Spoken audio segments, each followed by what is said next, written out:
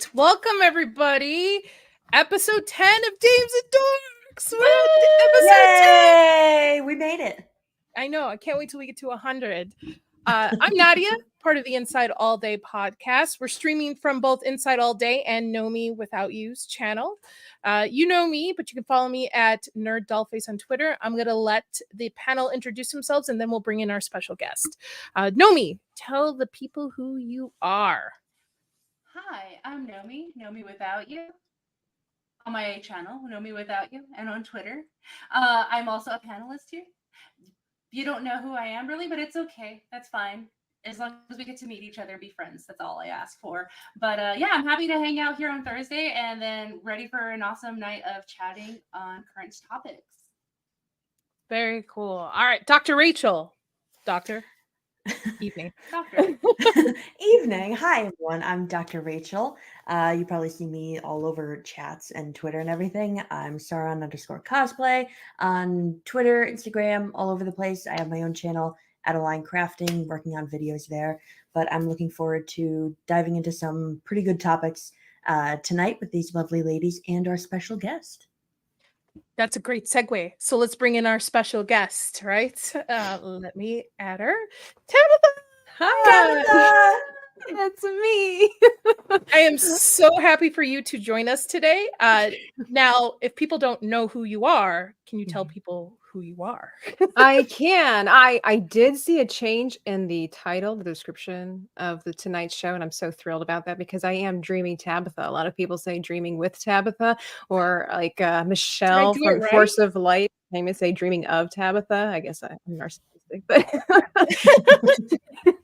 no, but I'm just Dreaming Tabitha. I made that really complicated by doing it one word because it was cool back in the day. But I'm an artist on YouTube doing all kinds of creative things. I've got my paintbrushes, my people, my things. And yeah, I love to make, build, create, do the stuff.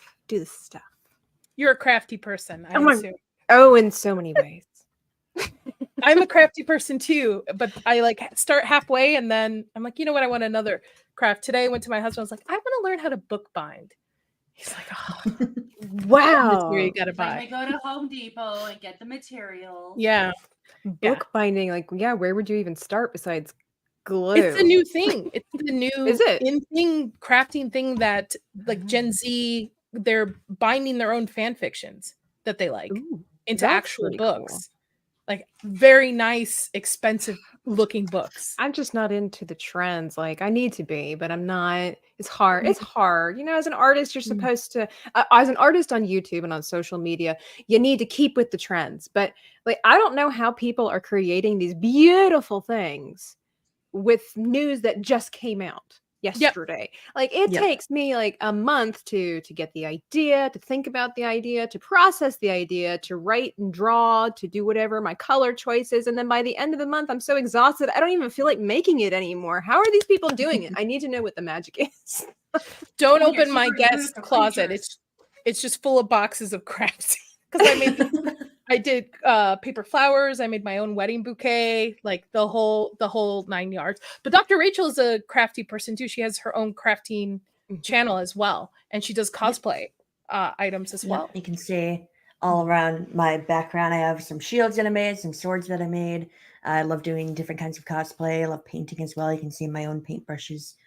I can't build. Dr. Rachel's got that on me. Like I tell people all the time, like when I used to do like a church plays and stuff like that, I love to direct and to write the story and create and everything like that. But I'm like, I am not an engineer. Like I have the idea and be like, all right, I need a cloud that can do this and looks like this. You can do that for me, right?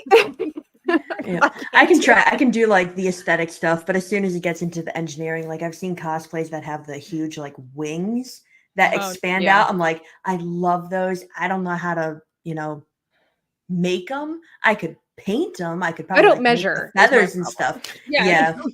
It's tough. Like cosplay stuff I can do. When it comes to like actual engineering with moving parts and stuff, then I'm just like, nope. Nah, would you say, Dr. Rachel, everybody's like, you need math growing up. You're going to need it. And of course you go through that phase. You're like, I'm an artist. I don't need math.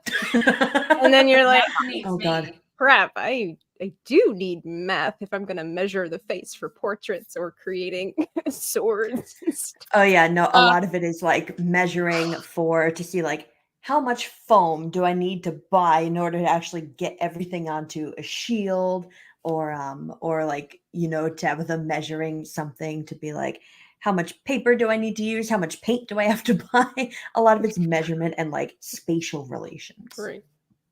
Yeah. I'm not like you guys. I watch 2 minutes of a 20-minute video. I'm like, I can do this. And then I just wing it from that point. To be fair, I'm like that too. And then I go Yeah. back and watch the video. I'm like, Yeah, oh, then I that's go, what I "Oh, was yeah." missing. I'm teaching myself digital art and I'm like, yeah, okay, a couple that all right, I'm good. Same. I'm good. I got this. And then Oh, same. Yeah, 3 same. days later, I'm like, well, how did that video do that? And then you can't find it. Got to go back in the Yeah. search history because you've been checking out waterfalls and whatever. Yes, Music color theory and yes. Well, let's say hello to the chat and then we'll get into topics. Give me 1 second.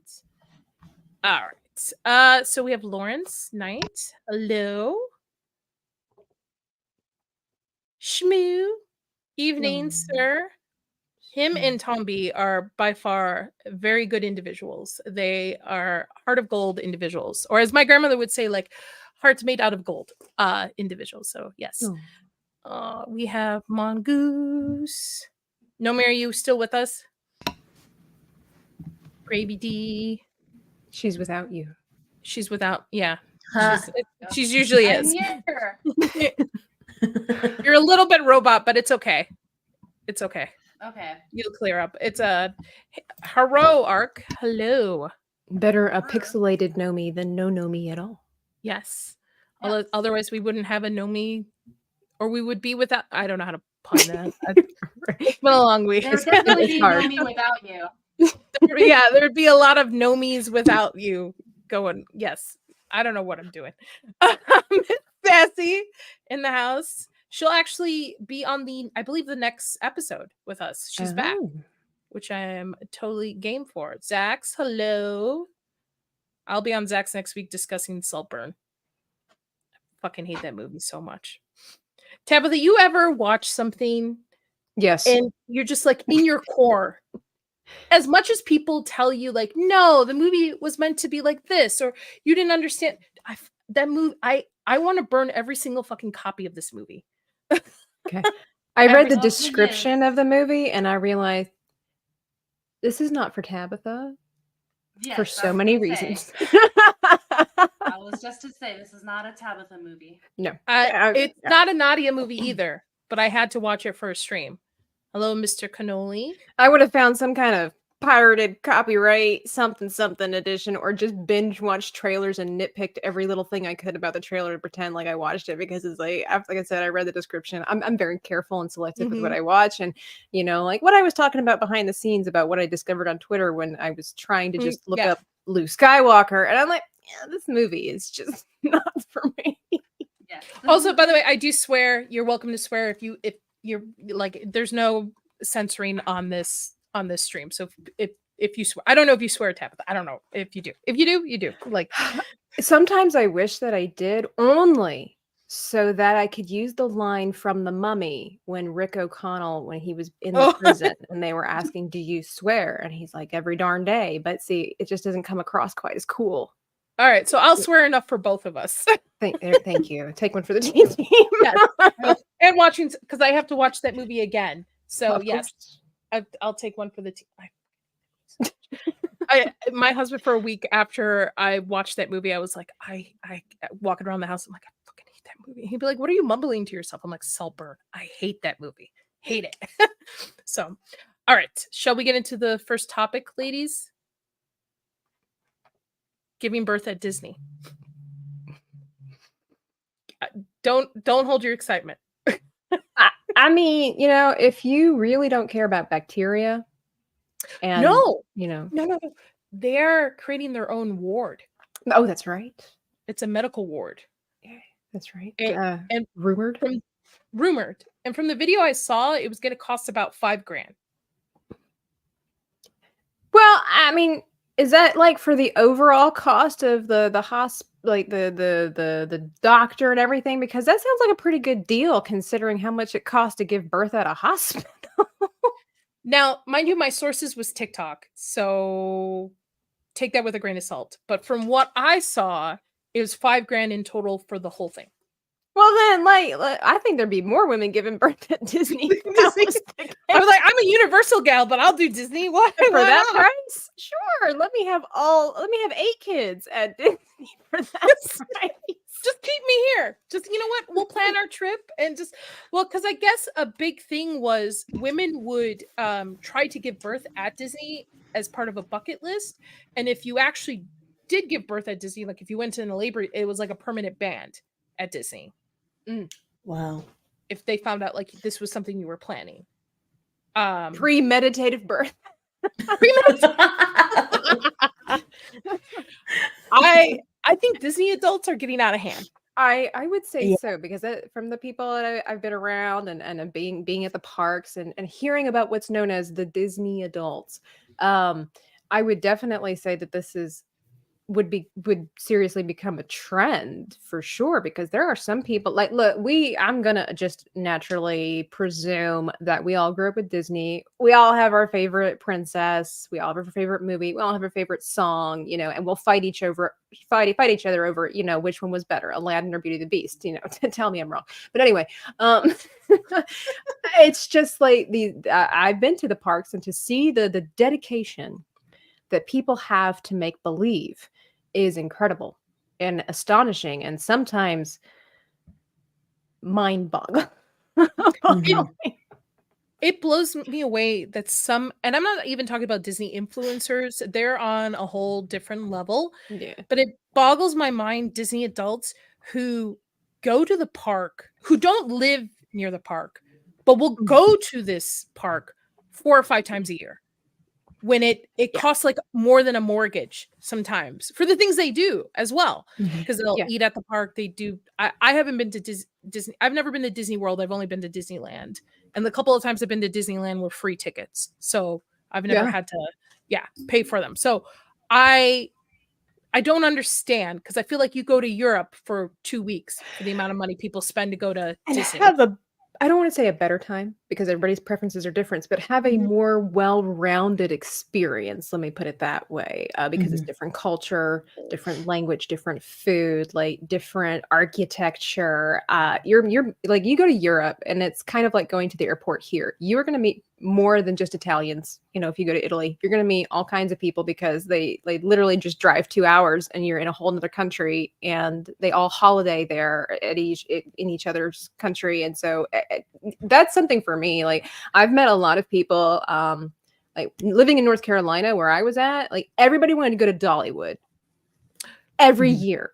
Yeah, I can see that. Which is fine. I've been to Dollywood. I wouldn't mind going back maybe in the wintertime, seeing it at Christmas. I love me some Dolly. I do, but I don't understand. I honestly, even when it comes to Disney and stuff, I don't understand people that go there every year. Like, when there are other Multiple places times. you can. Yeah, multiple Mhm. times a year too. It's not like, oh, one trip. They like get home and then they like plan the next time they're going to Disney that year. Yeah. Like, go see the world. Yeah, Yeah. like or you know what? Even go to Disney Paris or Disney Tokyo. Like, Right, go, there at least you do go. something in a different country. What do you think, Dr. Rachel? Because I mean, I'm sure you've experienced Disney adults in your life. Oh yeah. Yeah. I honestly, when I was a kid, like every few years, maybe like every 2 or 3 years, my family would plan out this. So I thought I was going to be a Disney adult. As I really did think I was going to be one, but it's one of those things of like, you go enough times, you see it enough, and there just isn't enough new wow factor. Like, I love to travel, whereas my family's like, okay, we travel to this one place, we like it, so that's the only other place we're going to travel to. So I would love to go to like all the other Disneys. I would even like Disneyland in California. Never been to that one. It's just every few years we go to Disney World, like same thing over and over again. And so it gets boring. It gets boring after a while. I don't understand how people can go multiple times a year and find something new every single time, especially with how the parks and stuff are laid out now. Like so much, I'm sure Tabitha, like you said, you've been, so you probably understand this, where a lot of the magic is gone. There's so much planning you have to do. It's so expensive. Like you have to bring your phone and stay connected at all times. You can't just disconnect from the world when you're at one of the parks. And it's so upsetting. It's so much scheduling and BS, you know. And people are mad. Like everybody's people not happy. are so mad. They're No, upset. nobody's happy. And cranky. Nobody's happy. So I cannot fathom, like, even if the prizes are good, I cannot fathom people going to Disney World to give birth. Like that just blows my mind. Put it on its Like, why? flip it around. Say you give birth at Disney. What if your kid doesn't grow up liking Disney? I mean, when I was a cast member at Disney World, I'd have a coworker. Wow, that story just ended on a cliffhanger. Yeah, no, I had a coworker.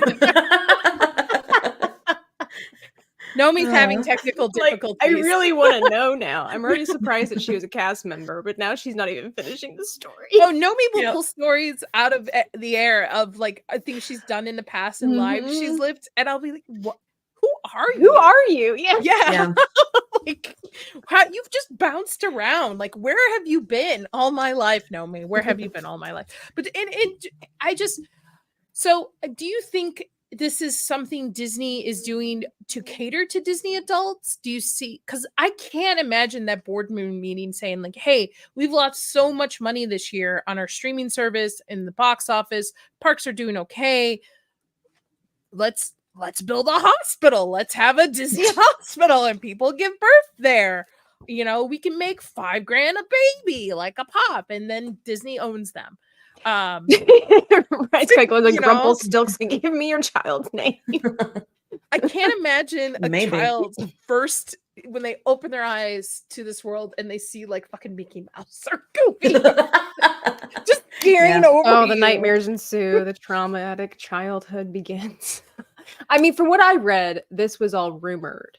Like this wasn't it's not necessarily based on fact, but the likelihood of it happening, I don't think we're there yet, but I could see honestly, maybe Disney not necessarily instituting some kind of ward, but I can see we're a growing trend of adult, I was going to say young adult, but no, just plain old adult women fabricating a scenario or whatever the case might be of having that experience, because there is something. And I'm trying to be careful with my words, but there's like some kind of crazy pixie magic in some of these people's head where they want a full life experience of Disney, no matter the cost. They collect Ray Dunn Disney mugs and like, their whole house is Disney aesthetic. And you can make a lot of money on Ray Dunn stuff if you have the right collection. I've done my research. And I sold a mug that I found at Marshall's. I bought it for $5 and I got $40 for it. Oh, Nomi, you left off on your story about your coworker. Yeah. Oh, sorry. Yeah. So for the chats or the viewers, I lost power here at my house, and I was in a room where I don't get the greatest cell service. Here I am in a different room where I do have the greatest cell service. Anyway, so as far as my coworker, when I was a cast member at Disney World, did have a coworker. Her name was Disney Anna, and she hated it. Yeah. She hated the fact that her parents named her after Disney, but she liked that she was working at Disney World. Because it's kind of like tattooing your baby with Disney World or Mickey Mouse ears. Like it's your destiny to fall in love with this. But the people are different. You grow apart from things. You know, there's some people that grew up at Disney that loved Disney, and then they just grew up and stopped just because they different change. I'm pretty sure she actually was destined to like Disney, but ended up being more of a WB fan. Well, I'm more of a WB fan anyway. I'm a Universal gal. I'm a Harry Potter nerd. So what house? What house? I'm Slytherin all the way, baby. Yeah. Let me guess. You're a Gryffindor or a Ravenclaw? Ravenclaw. Yes, See? yes, fellow Ravenclaw. Finally, it's so hard to find Ravenclaws online. Everybody's know, calling Gryffindors. And Everyone noticed? wants to be Slytherin or Hufflepuff for the irony of it. I have Right, the right. That's what I wands, find. I have the books. I have the Right. mask. I play Hogwarts Legacy. I went around killing things left and right. It was pew pew. Can I just show off my huge Gringotts that I got for Yes. Christmas back here? Yes. oh, it's It's the beautiful. huge Lego. I love it. My parents got this for me. I made my But, own wand, but it's hiding somewhere. Somebody just I called me a need to make my own Hufflepuff. wand at some point. Hey Nadia, Straight captain. can I'm a you just Hufflepuff. can you go back to the article and Yes. just scroll down a little bit? There's a picture of a mother like holding an infant, and Mickey's face is just like peering over the Nice. side. I'm like, Yes. how scary is it? Look at that! This got like, what is it? Imagine Freddy's waking Nights up. at Freddy's kind of vibe. Like, Yeah, this is I'd be intrusive. The husband's not even terrified. there. Like, the father's not even there. Mickey's the of husband. course he's not. right. Mickey's Of course he's Mickey's the not husband. there. Strong, independent, single woman, naturally. Why does that woman kind of look a little bit like Sigourney Weaver? That's weird. I have to little bring up bit. this. I'm a Hufflepuff. My wife is a Slytherin. My husband's a Hufflepuff. Hufflepuff and Slytherins are I'm a very common Hufflepuff. couples. Actually, Nomi's a Hufflepuff. yeah, Yes. Nomi's definitely a Hufflepuff. Oh, surely. Wow. Now we just need a Gryffindor in here, and we'll have the whole. no, set. no Gryffindors allowed. The No. world is saturated with Gryffindors. They don't we belong can't- here. They don't There's belong not a here. space for Listen, Wait, I, is Lily Gryffindor? Oh my gosh, I'm gonna get in trouble. Lily is definitely either a Ravenclaw, I think, or a Slytherin. She's Slytherin. one I of think the she two. said she's Slytherin. I think she's a I Slytherin. think. I think actually no, because I think I brought it up and I was very surprised because she likes like a dark aesthetic stuff. So I think she said Ravenclaw. We'll find out when she Yeah. hops in. When she hops Yeah. in, we'll find out. I'll ask her again. I'm all Everybody for just pounced this. on Can her be when a she Harry first- Potter stream. I am all for this. Listen, I am in as an adult woman, my Harry Potter fiction era. So I am reading a lot of Harry Potter fan fiction. So I'm totally cool with Harry Potter stream. Shaka Zulu in the chat. I'm sorry. What? Maybe Mickey. Maybe Mickey is the father. But yes, no, we absolutely need to have a Harry Potter stream and Yes. just like talk Harry Potter. Look at the love it. fanfic that you've been looking at. I'm gonna bind great. it as a book. That's my first book I'll bind. That'd You be know what? cool. I bet that's why people are getting into bookbinding now, because everyone's doing it for the Harry Potter books to take off Rowling's name from it. Well, Like they're I would rebinding like the books. to think it's more wholeheartedly that they just. Oh, like, I love I'm too these fan cynical. fictions. I just want copies. But I agree I'm way with too you. cynical. I think it might be a mixed bag there. It might be yeah. And maybe, yeah. Listen, J.K. Rowling, I don't defend everything she says, but I feel people just read their headline readers and they Yeah. just read headlines and they don't actually listen to what she's saying. She For just wants sure. a safe space for women. I don't know how that could be taken negatively in any capacity. because what is a woman Mhm. anyway? Yeah. Oh, We still don't yeah. know. Yeah. We Nobody still knows, apparently. We still don't know. I don't even But know. you know, they never ask what is a man. Nobody. I've never heard anybody ever ask that. On a Because serious men note. are bad. Right. 'Cause, And not saying this about anybody that I know and stuff. My circle is fine, but I feel because men are no longer acting like men, so they just don't care. There's no like classic male protective provider kind of essence going Yeah. on. Oh no, I agree. It's very much gone to the extremes where men have either become very feminine or overly masculine to the point of like actual toxic Yes. masculinity. I like that we've gotten Which- to the point in history where feminism is so much on the rise that men do women better than women. Like- Yes. I don't get it. I like some of the time. Listen, sometimes I'll see somebody who's transgen to a woman and they pass, and I'll be like, because I live in Vegas, so that you get and I'm like, damn, you put a lot of work into it, girl. I get it. Like sometimes she's I don't actually even want to. Yeah, I'm just like, you put way more work into it than I do. Like, yeah. you know, Well, she has to. Yeah. To be fair, she has to. But sometimes they go the extra mile, like not to be crude, but like waxing and stuff like that. I'm like, nah, all right, like you Yeah. wait, you get that trophy. Go for it. real women only if they have to. Yes. But like men aren't classic anymore. I like this. Tomby No. said he's a classic male. This is mostly the men I know online, like in my circle, my friends and stuff. Most of them come off as classical males. They're providers, they're protectors. Doesn't sound so nice. Classical male. But But I now was that like- sounds Disney Prince. If I'm Yes. I love, Absolutely. yeah, bring back Disney Prince. Prince, what he's getting a bad rap in all these remakes too, man. How about we just have a movie that's all about the prince? Like, get rid of the princesses. We can just have Lily, are you Slytherin or Hufflepuff or Ravenclaw? Ravenclaw, right? None of the above. I'm a Gryffindor. Okay. Okay. We have the set. We have the We have set. a It's, set. it's the We're red here. hair that should have given it away. I told you, right? I was like, oh, she's definitely a Slytherin, think- right? I think it was Mags that's Ravenclaw. Oh, Yeah. No, So I'm the only Mags is Slytherin also a on here? Gryffindor. Mags is also a Gryffindor. Oh, Right? Oh, wow. listen, it's okay. It's all right. You guys, That's like that was like the best way to come into the stream. I did. I did say I was Lily, going what to house are you in? Lily, tell people who you are. Really quick, tell people who you are as we get into this. Oh. And we're still on the Hey first guys, topic. so I'm Lily.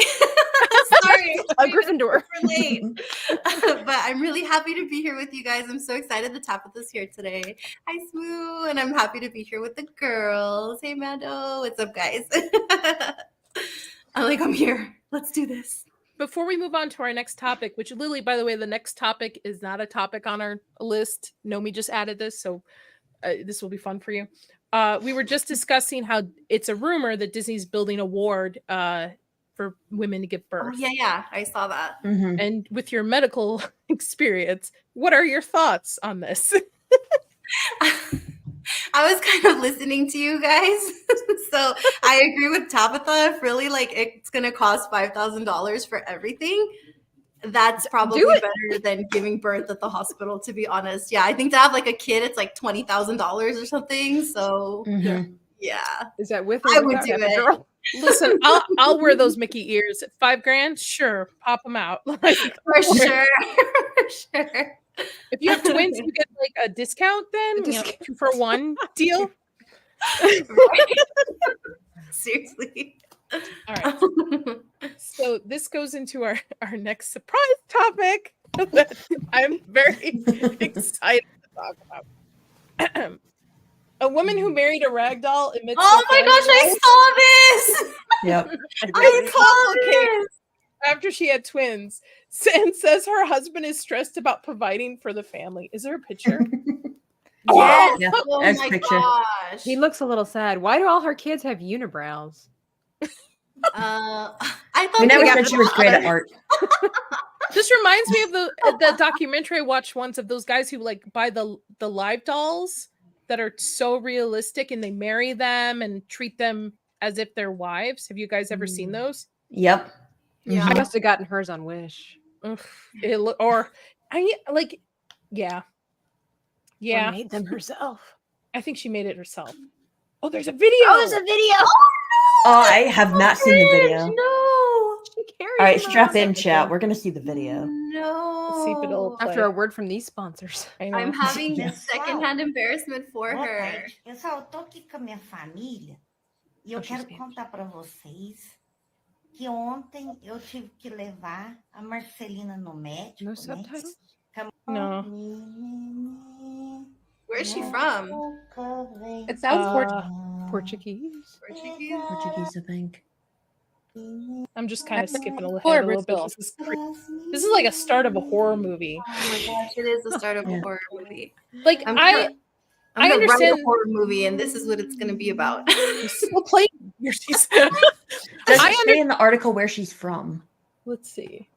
I understand those ladies who have like the curious. reborn dolls that after like Mm. they have a miscarriage or they lose a child. I understand that to a degree. Yep. Brazil. Brazil. Oh, Yeah. okay. Oh, so it is Portuguese. Shout out But- to the white chicks on the panel who nailed the Portuguese. Yeah. I just I don't. Are we that like are we that pulled away from each other that we have Yes. to create dolls to marry? Okay, you've seen the apps where Yeah. people are making boyfriends and girlfriends, right? So I Yeah. mean, like Oh, she, yeah, I want to the say she at Mhm. least gets to have it in real life. like a body mean- pillow. It's a body. Yeah. But like, does that make her more or less insane? Like that? You're I right. don't She did go through a lot of effort. You're right. She has The to ragdoll cheated on her, I guess. know. And not just a ragdoll like husband. She's got her ragdoll children too. Yeah. Yeah.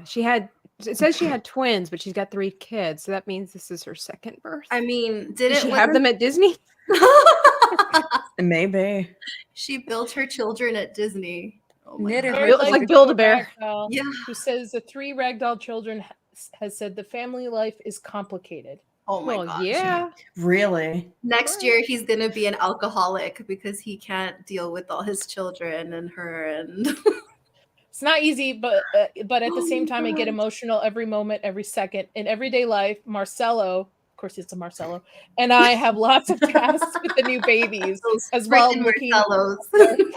children for child. Even when I'm tired, my husband helps me bathe, eat, and sleep. Oh my gosh. Sure he does. Is he one of like This- those special husbands or those special dolls where like she can probably see it, but like us to the public, we don't see it that he's alive and he's moving around and helping her out. It's- Oh, you mean there's a person inside the doll? probably It's like I don't- those dolls. No, I think it's just a doll, cheaper. right? Well, It's just wait, Toy Story where- rules. The rules just don't apply to her. what about that picture where she had him like out in public? I was just gonna say, I Is she wanna- carrying him around or like what? Yeah. I'm sure she puts him in a wheelchair or something. Oh, like Weekend of Bernie's. yeah, that one. Like, I So she drags it around. Whoa, whoa. her Oh, pregnant. No, come on. She drags. I don't get it. Like, Why are they ugly though? If you're gonna make your own babies, guarantee that they're pretty. Although I gotta ask, like every year, does she have to remake the Get them dolls bigger, so they yeah. look older? Does she take them to a doctor and be like, "Why aren't my Dude, kids developing?" oh Does my she God. take Take the them to older? Joanne Oh my Fabrics. gosh. There are people sweaty. This woman is committed. There are Why would people that people celebrated support it? her insanity. This is what's really, Oh I my think, God. sad. 250 Yes. guests. Oh my 150? gosh. She's a lucky gal to get 250 people to come to her fake wedding. That just keeps getting worse and worse. And oh my God. Okay. Now, as a former photographer, this is actually a really well done photo, I must say. Gender Oh, reveal. the child, how cute. Did people come Like, to? She's gonna. She even faked the pregnancy, like she did her old baby bump and all. Gosh. Well, you know, I gotta Wow. admire her commitment.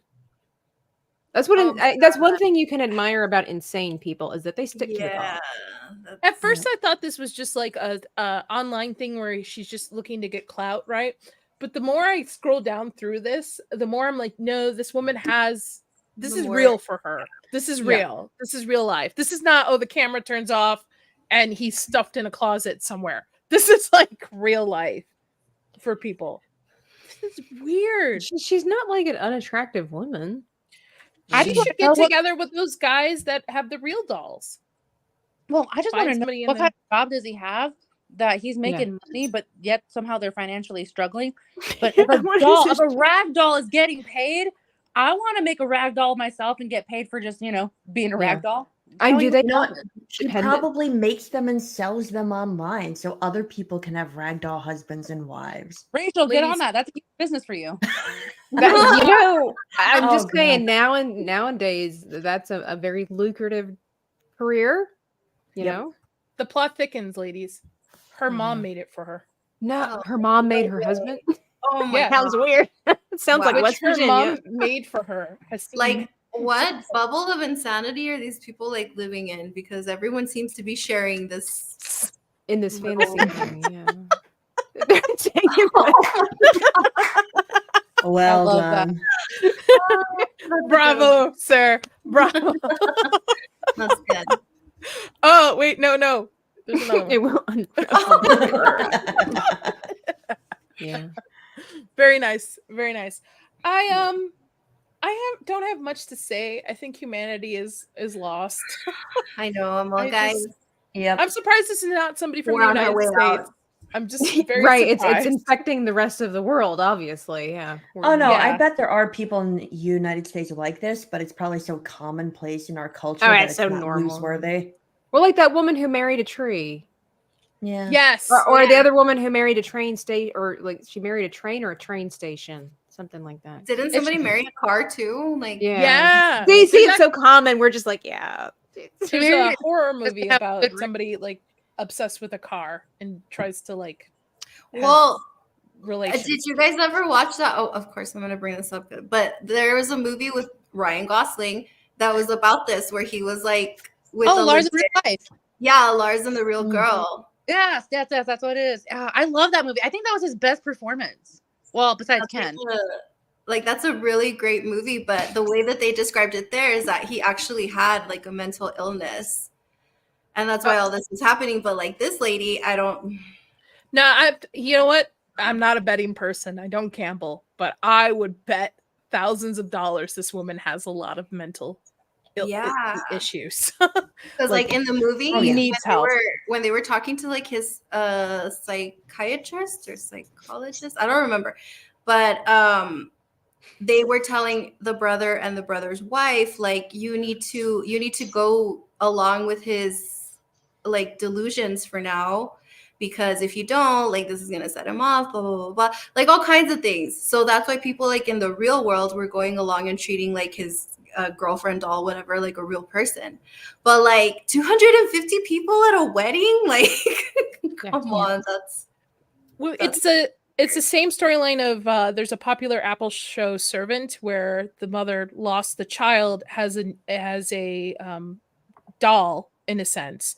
Granted, it's a supernatural kind of horror show, but doctors are telling everybody like play along. It kind of helps her with her grief to kind of help her get out of it. So I think it could be something similar, but you're right. 250 people and nobody was like, this is a little weird. Okay. Yep. Well, I think like even the grander scale is that her mom. Okay, so her mom made the doll. Well, she decided to pursue this relationship. Her mom made the doll. 250 people at her wedding. A gender reveal party. Professional photos taken, and she takes it out in public. And now they're having complications. Like, this is like a whole life that people have indulged. Mhm. Yeah, no, there's a difference between like being supportive and helping someone through their grief after an event, but again, it's meant to help them get over it and back to normal. When you're letting something like this happen, it's far more detrimental in the long run. This is It's encouraging not- it. Yeah, this is absolutely encouraging it. And it seems like, all these people were there, like you said, Tabitha, for the wedding, for like the professional photography, gender reveals, everything like that. And the mom made the doll. Like, nobody is telling her no. Yeah. Could you She doesn't imagine being have the anyone photographer telling her showing no. up? Yeah. Oh my gosh. They're like enabling her delusions. I wish somebody would enable me this much. Nobody enables me. Everybody tells me to snap out of it. like, I wish somebody would just enable an idea like I had like this. That's right. Yeah. Well, if someone Nadia, enabled if you- I ever see you with like a Henry Cavill, I have a Henry Cavill blanket. That's about as far as I'll go. that's as far as we're gonna enable you. Blankets are Is he fine. wearing a shirt or is he? It's like a blanket that has multiple Cavills on it. okay. So there's All like right. one or two without a shirt, but it's like the scenes from Superman. Okay, I I wasn't went sure if it was with- just one big blanket with one big man. With No, I went. It was part of a Secret Santa, so I put it on my wish list, and I went with the more tamer blanket because I have a husband that I do love and respect. That obviously I don't want him turning over and then there's a naked Cavill on a blanket. Why not? He can So- enable you. Yeah, he true does. love, He right? enables. You know what? That's right. He enables me a lot. There you go. I can crochet. Yeah, that's true. People can crochet. Oh I my was- gosh. I wonder if she would ever, if somebody's like, "Hey, lady, here's 10 grand. Update your doll." Would she update? Would she like? Well, they're Make it in a real? financial crisis right now, so probably. Yeah. Or would she like keep him younger as she ages? Would she? Sew in some wrinkles? Gray hair, like what happens there? Just when I think we haven't hit rock bottom as a species. Oh yeah, I do. A Henry Cavill. Oh no, we've spaghetti hit rock dude. bottom. Now we're just under the water. Yeah, now we're Yeah. just going even deeper. Oh, we just keep going. Oh man. Yeah, Okay. people. Like I said, people either need Mary Jane or Jesus or both lately. One of the two. That needs to be a shirt. Yeah, Mary Me. Jane or Jesus or both. Yeah, Mary Jane. Jesus. That's like the most nicest way I can put it. Speaking of Mary Jane, our next topic is everybody's favorite show from last year or 2 years. I don't even remember when the show came out. She-Hulk Yeah. suggests Marvel show won't be coming back for a season 2 with all these missed tie-ins. that's all so over. tragic. I'm so sad about this, guys. Wow. Listen, the best part of that show was Madison with a Y, and you don't even know where it is in whatever her little. That she was the best thing about that show. That was it, and I don't that's even know who a that stretch. is. Did Yeah, you watch it, Nadia? Did you actually like? Did anybody watch it? Who watched it? I watched a didn't couple of watch it. episodes, and then I got so bored that I just decided not to watch. And and also not just the boredom, but like the CG was really rough for me. Like, okay, it's 2024 now, but like when this came out, was it last year, 2023? It's like when I go and I watch me some like Stargate SG-1 and I look at the CGI for that, I'm okay. You know what? That was a phenomenal era, right? We were breaking ground with the technology that we had back then. Okay. When I see something that looks older than 2000 in 2023, I can't. Like, I don't know why. And I know that if it's a good story, the CGI doesn't matter. I believe that full-heartedly. But when you have this when you have this like coupling of, for me, bad confusing storytelling, and then bad CGI, and then on top of it, all the drama with the potential agenda-driven man hate that's going on. It's like, I'll just go watch Stargate again. That's a good, like Farscape. Farscape is a Jim Henson sci-fi show that was put together with duct tape, and it looks better than most of the stuff that has come out, and more interesting. I just want to know what the show was, who it was made for, because it obviously was not made for She-Hulk fans or comic book fans. So who was it made for? Because it just, from what I read, it was actually stated, and I don't remember who it was. It wasn't like a YouTuber or anything. It was actually one of the people that was behind making this or starring in this. They were actually aiming towards was like mid 30-year-old women. That was their target audience, because in the show it was talking about how she basically, lost her job, but then she's getting her game back on, and she's, hanging out with the girls, and they're drinking and dancing, and she's finding out who she is as a person. And supposedly that was the target audience that they were trying to reach. It's like, okay, I know that a lot of women are really into pop culture. Okay. Despite what some people might think, there are a lot of women who love, all kinds of comic book things and whatnot. But we must accept the fact that a majority of the people interested in these types of films and TV shows are men. So to make She-Hulk, even though it's starring a woman, come on, go back into those comics. The boys were reading those comics. Come on, they had that on the wall. Yeah. You cannot make a show like this for women. Yeah. I mean, she was never even meant for women in the comics, too. She was a comic relief. She was somebody she used her sexuality to, as a benefit. I don't know what happened for women being sexy to be such a bad thing. I'm not talking not only I'm not saying OnlyFans. I'm just saying just beautiful, sexy, like natural, just part of the story. I don't know why that turned into like, no, women, if you're either an OnlyFans girl or you're a masculine girl, there's no in between. It's like Jean Grey and Storm from those X-Men movies from years ago. Like, you just had to look at them and they were beautiful and they were sexy and attractive, but they didn't build off of that. It was just part of the character and the costume, but that wasn't the focal point. You just admired them. You know? Yeah, Rogue was my favorite. Yeah.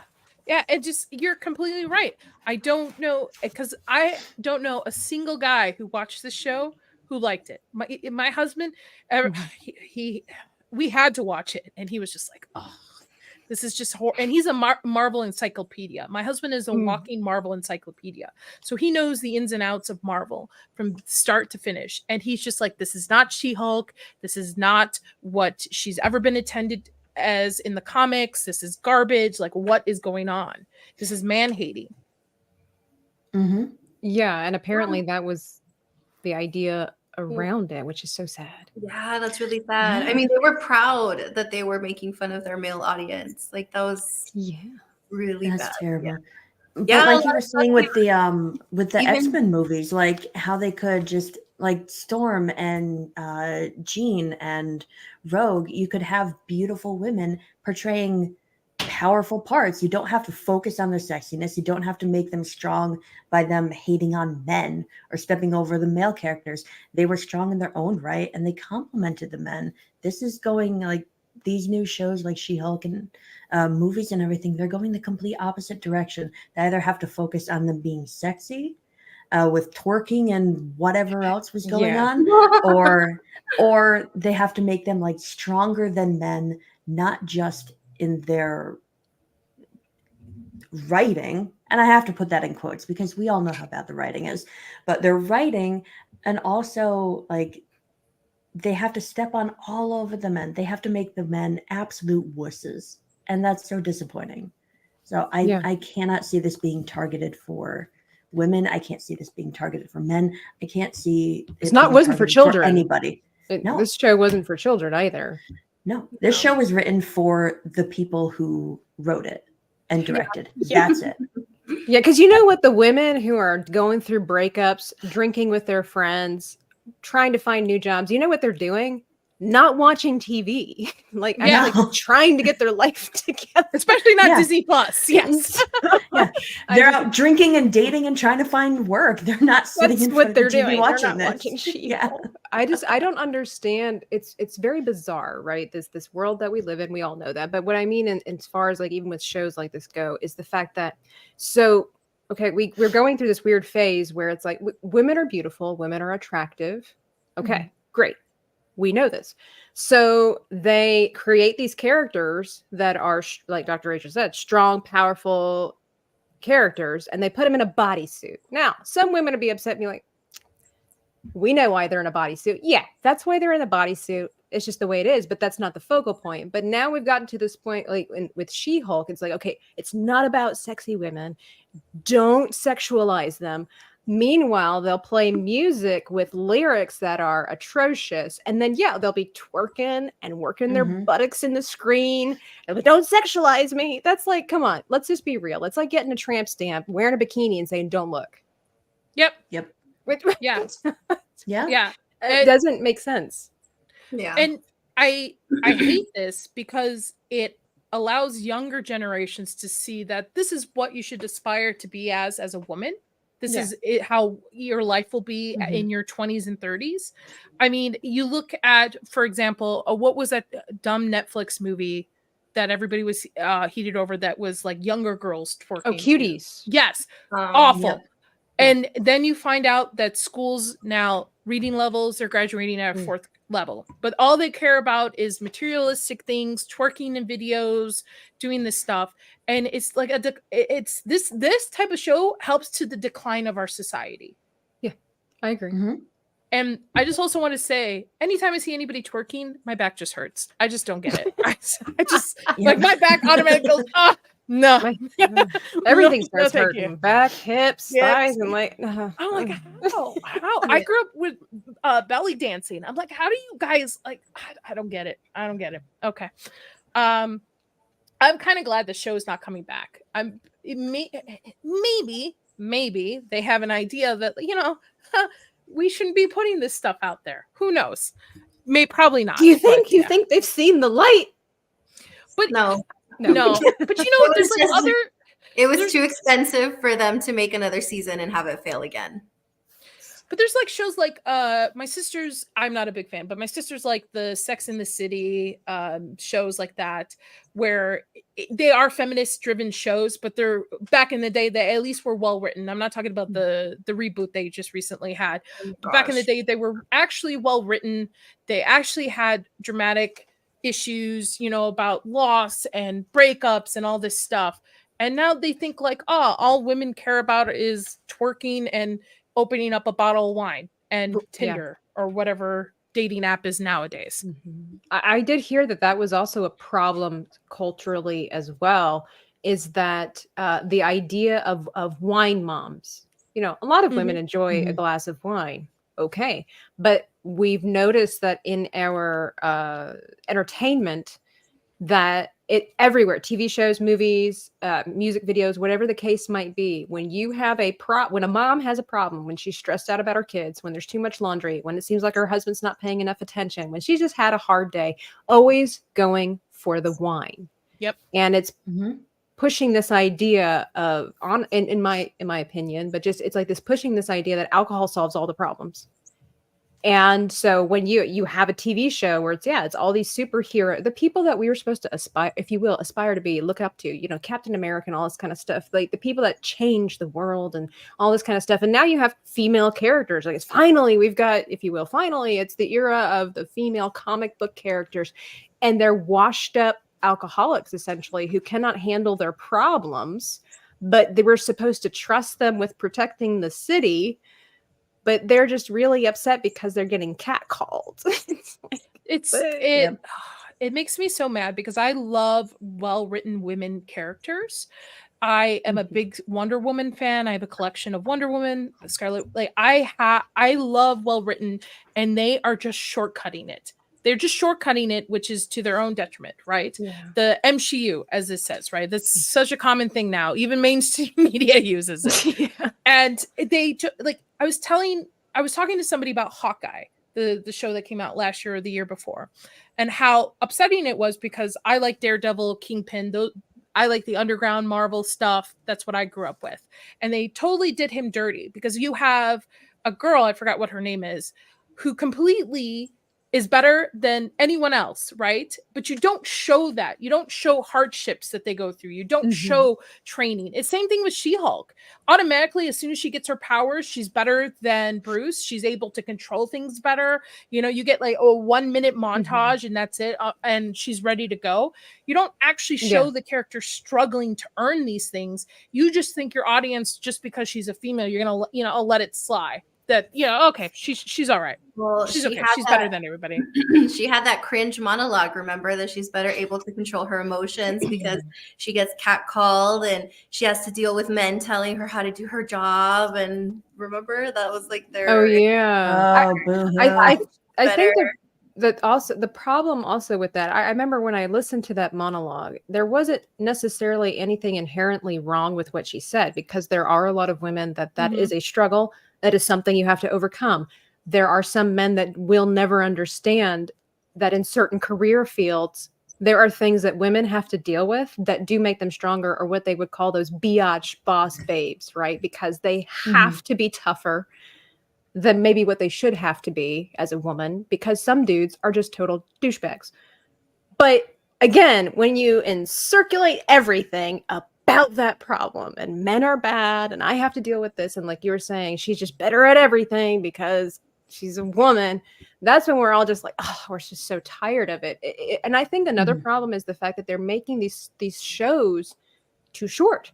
If this would have been a 22 episode show about her growth process, then I don't think people would complain as much. But you're like, what, 2 or 3 episodes in out of an 8 episode show, and you're like, well, of course she's better than Superman now, she's Ally McBeal. It's simply as that. Just have the 22 shows or something and have these characters grow. But you're absolutely it's they also think by name recognition that the Hulk, you'll know She-Hulk. Not a lot of people do. I didn't. I don't know why people don't also show what is awesome about being a woman. There are some things that men can't do that we do better, right? There's some things that men do that women can't do that better. But I don't know why you can't have a character that just shows what it is amazing to be a woman, right? Like motherhood, nurturing, all this kind of stuff that's awesome being a woman. And yet we have to focus on girl boss and twerking and wine moms and stuff like that. Yeah. Well, that's just depressing. On to another depressing. Anybody else have anything else before I move into our next depressing topic? Wait, let me get my wine. No, Listen, I went 2023, not a drop of alcohol, not a drop. And I had New Year's Day, I had champagne, and then I was like, nope, not for me. Sober life is for me. So I went back. So yes, yeah, I don't need alcohol to be angry all the time. No, I don't think so. All right, so I don't know how true this is. Oh, never Subscribe. Mind. Yeah, is delayed, but then I have another article saying it's confirmed. Movie hasn't been delayed. So wait, this is who is this? I doubt this is a real site. Hold on, I'm not a Tim Pool. I don't look at my look at how legit they are. Here we are. Screen Rant. Okay, so it's not been delayed. Does anybody really care about this movie? I think they're trying to see. The problem is that I said last week is that they don't have a script. They have no idea where this movie's going to go. So the delay was happening because they need a script. They're not going to just start filming something without knowing. Look at what happened to them with the sequels. They had no clear vision for anything. And look at how that turned out. So I think that's why it's been delayed. I mean, they have to work on it. There's a lot of stuff that goes into filming a movie, not just like, all right, guys, we have all the actors. Let's start doing this stuff. Like, they have to figure things out. Because they had before that it wasn't just Rey. They were going to bring Grogu in too. And all of a sudden, Grogu's not because he's going to be in the Mando movie. So now they have to go back and change that if they had started writing it. And then it was in one of the articles too that I think the writer was having some issues because everything that he had written didn't get a green light. So he has to go back and rewrite things. So, I mean, that's going to cause a big old delay. But Lucasfilm doesn't want you to know that. They want you to think that everything's okay and that they're going to move ahead with this. And don't worry, guys, we're going to get a Rey movie. So, do we need a Rey movie? No, we really don't. No one. Wasn't like the first or second one she was in basically a Rey movie anyway? Yes, she had a trilogy. The whole thing. She had a Rey trilogy. Yeah. I cannot. I think I watched like and part no of one one likes of them the and fell asleep character. during another, and I can't watch Star Wars anymore. I really can't. Why do we need a movie about a character that people really don't even like? I mean, apparently there's quite a group of people that really have I'm not sure why, have really latched on to Rey. Now, my opinion, I don't hate Rey. I think Rey had a lot of potential. I really do. Because it was something new. It was something fresh until you realized that the first movie was just a rehash of A New Hope. But I think that there was a lot of potential for Rey and Finn together. And then they just, for like you were saying before, like the directors and everything, they couldn't figure out what they were doing. And so the movie's going in so many different directions. And now we have what we have. But it seems like there's, for some reason, a lot of people, quite a number of people have latched onto Rey. I cannot understand. Honestly, I don't understand why, because we were talking about arcs. We were talking about the growth process. And for Rey, everything came quite easily, quite quickly. Now, there were some moments of struggle because I can imagine kind of like Anakin. If you're the chosen one, which Rey obviously was, she didn't know who she was, where she came from, what she needed to be. And so there's just a tiny bit of arc where all of a sudden, you know, how does that saying go? Some people are born into greatness while others have it thrust upon them. I would definitely say that that was something that she had in these movies with the storyline, is that she didn't choose to have all this stuff happen. It just happened. The problem is, again, it was just a retelling of A New Hope with a female lead. And then as the story develops, sort of, and then the other problem is then as the background noise of the media and then the Lucasfilm and Kathleen Kennedy start puzzling the pieces together, realizing that there is more to this story. Like, even just if you take social media out of the way, the story, I remember seeing this in the theater with my brother, and he was a much bigger Star Wars fan than I was at the time. And we were talking, we're like, we kind of liked it, but you know, something in your gut was like, wasn't this just the same thing? And we're like, well, we'll give it a chance. We'll just give it a chance. And then as the movies progress, now I'm one of those weird ones. People will fight me over it. I'm not saying that this trilogy was my favorite, but out of all three, the second one, the one that everybody hates the most, was the one that I enjoyed the most. But hey, it's okay. It's because I had a real life problem. Okay, they ran out of gas in space while being chased by the bad guys. Okay, We don't judge here. We don't judge here, Tab. I liked Barbie. We don't judge here. Hey, that is a real world problem. Okay, and what I really appreciate the most out of The Last Jedi. But anyway, as it goes on, and yeah, Rey is able to do all these things, and now all the Jedi live within her. And then the clincher for everybody, I think, is at the end of that movie when she buries the lightsabers that we've all known for years for whatever stupid reason, and then decides that she is now a Skywalker. And so I think with all of these different things, this is what's caused people to despise this movie. But also, it's like, well, because they did get a group of people to enjoy it, they're going to continue. I'm not really sure where Lucasfilm and Star Wars and everything, where their vision is, because it's like the fandom is so torn apart that it's like, who are they catering to? Like, who are these people? I can understand a Grogu movie. I can totally get it. Because 100%. I do not understand this. Because I'm with you. I thought the first one was okay. After the nostalgia kind of wore off, I realized it was beat to beat New Hope. But I was like, oh, okay. It's a foundation. It'll start something. The next two will be awesome. It'll take it somewhere else. And it totally bombed. So, and I don't know why she's a Skywalker. I would totally own being a Palpatine. I would totally be like, yeah, I'm Rey Palpatine. Just like, own the name, right? Like, change or your just not take it legacy. at all, or just stay as Rey. Yeah, like Cher, I'm Rey. Yeah, because she had no last name before she found out who her grandfather was. Why did she feel like she needed one then? I don't know. It just seems really weird and creepy that she would take over their old house and their name, and it's like she now owns their identity. It's so weird. And then how she buries the lightsabers, and everyone, this is like a running joke where like she buried them in sand, where Anakin said that he hates sand, and that's where she buried his lightsaber. Like, well, really? but not only that, the irony also comes from the fact that this movie supposedly is supposed to be where she starts the Jedi Temple and the new academy.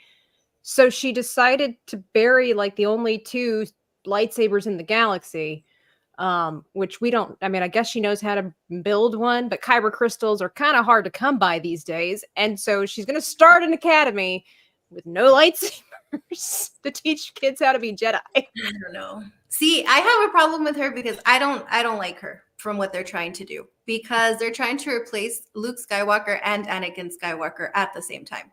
She's not the chosen one. She'll never be the chosen one. George Lucas himself said that it's always been Anakin. Yeah. That there's no doubt about it. And Luke was the one that was supposed to restart the Jedi Academy. And of course, they made him a failure. That this person that we've always seen being kind and helping his friends all of a sudden wants to murder his nephew. Like, and it would, to me, it would make more sense that Kylo would take over than Rey. Out of watching all three movies, if you're going to continue the legacy of Skywalker, wouldn't it make sense to have somebody who is in the bloodline? Yeah, but Kathleen Kennedy is a self-insert in Rey. So, of course, you can't have the man continue anything.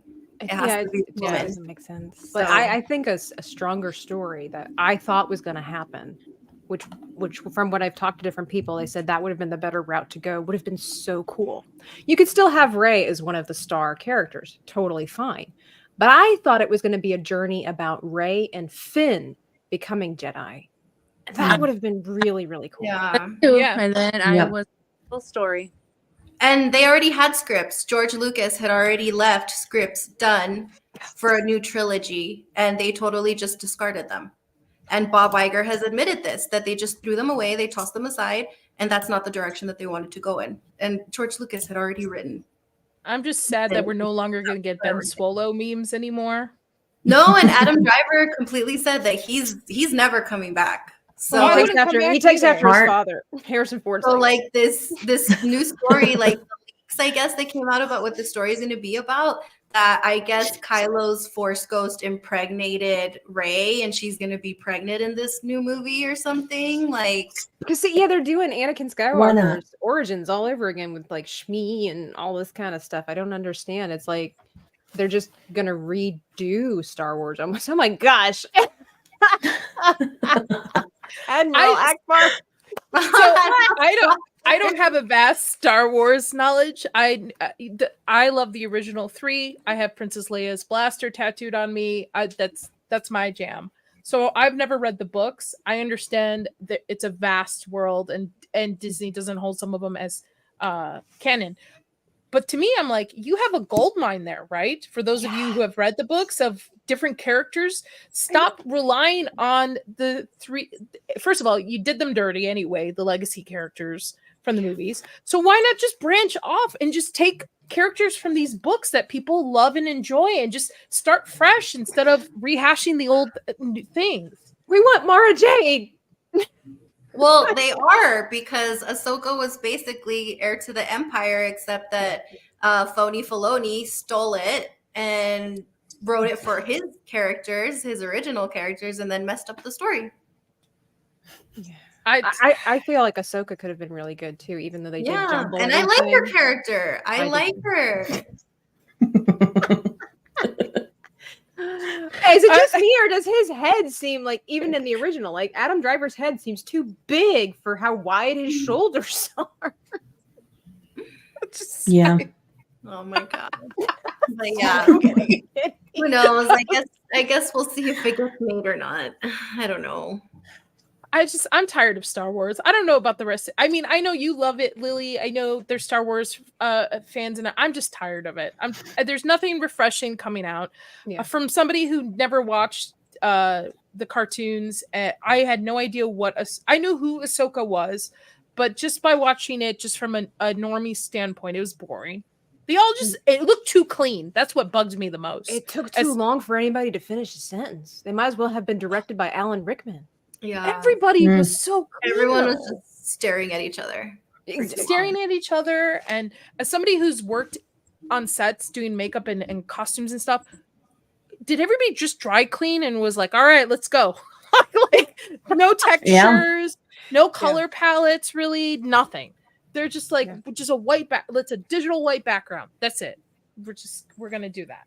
I don't get it. I'm like you. Like, I didn't watch the cartoons and everything like that. So when Ahsoka came out, like when I saw Ahsoka, Rosario Dawson as Ahsoka and the Mandalorian, was it Mandalorian first, right? That I was enamored. Like, I thought she looked amazing and absolutely intriguing to me. So in a way, I didn't, it's one of those things where anytime the jingle the keys, every time they release something Star Wars-y, it's like, oh, maybe this will be good because it looks interesting. Like sometimes they'll make the trailers actually look interesting. And Ahsoka had my attention. And then I watched the show and I'm like, there is so much here that could be good. But they just decided, nah, we'll just make a lot of irritating characters. They should have titled it Ahsoka and Friends, because this show certainly was not about Ahsoka. Mm-hmm. I still stand by the fact that I believe that Rosario Dawson did a fantastic job. It's just that she had a terrible script. Yeah. Well, she's like Henry Cavill with The Witcher. She loves the character. She looks up the lore. She knows about it inside out, and then she's giving a shitty script to work with. That's such a shame. And it's a shame because she looks the part. To me, she looks very much the part, just like how Cavill did for The Witcher. And then they only can work with what they're given on it. It's a shame. Yeah, the It actors really can is. only do what they're given in the script. Yeah. Because I feel like for Ahsoka, especially as how popular she is, they had this was like their one and done. Like one time, let's launch off really well. They could have really brought people back into Star Wars had Ahsoka been done very well. Or at least brought people back into being curious and then check out things. Like Mandalorian season 1 was has its problems, but was great. I thought it was great. It brought me back into Star Wars. I really enjoyed it. I was looking forward each week to the episodes. Season 2 as well. Even season 2.5, which was the couple episodes from Book of Boba, because Book of Boba was so boring. So like bad. the only good episodes in that whole entire series was when the Mandalorian was in it. I was like, okay. But then we get season 3, and now it's girl boss time. And I didn't even watch it. I didn't even finish it. I lost watched it. halfway through. And again, it's these people who enjoy these characters, but their hands are tied on it. Yeah. So I feel like Ahsoka could have really brought everybody back and said, okay, they're trying. They're trying at least. Let's give them a chance. And they're like, no, the big massive middle finger to all the fans. Yeah. Speaking of big massive middle finger,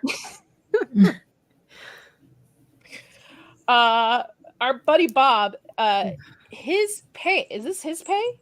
Jesus, 31.6 million. What do you do with that much money? How did you get this in 2023? Hope he pays taxes, so I don't have to pay mine. Yeah. And rejects candidates nominated by activist investors. Okay. I just, yeah. That's a lot of money. I'm like, what would I do? That's his base salary. Oh my gosh. And what does he do? Like, what does he do? He just talks to the camera. That's all he does. I don't know. He throws people under the bus. That's what he does. I mean, I could do that for that much.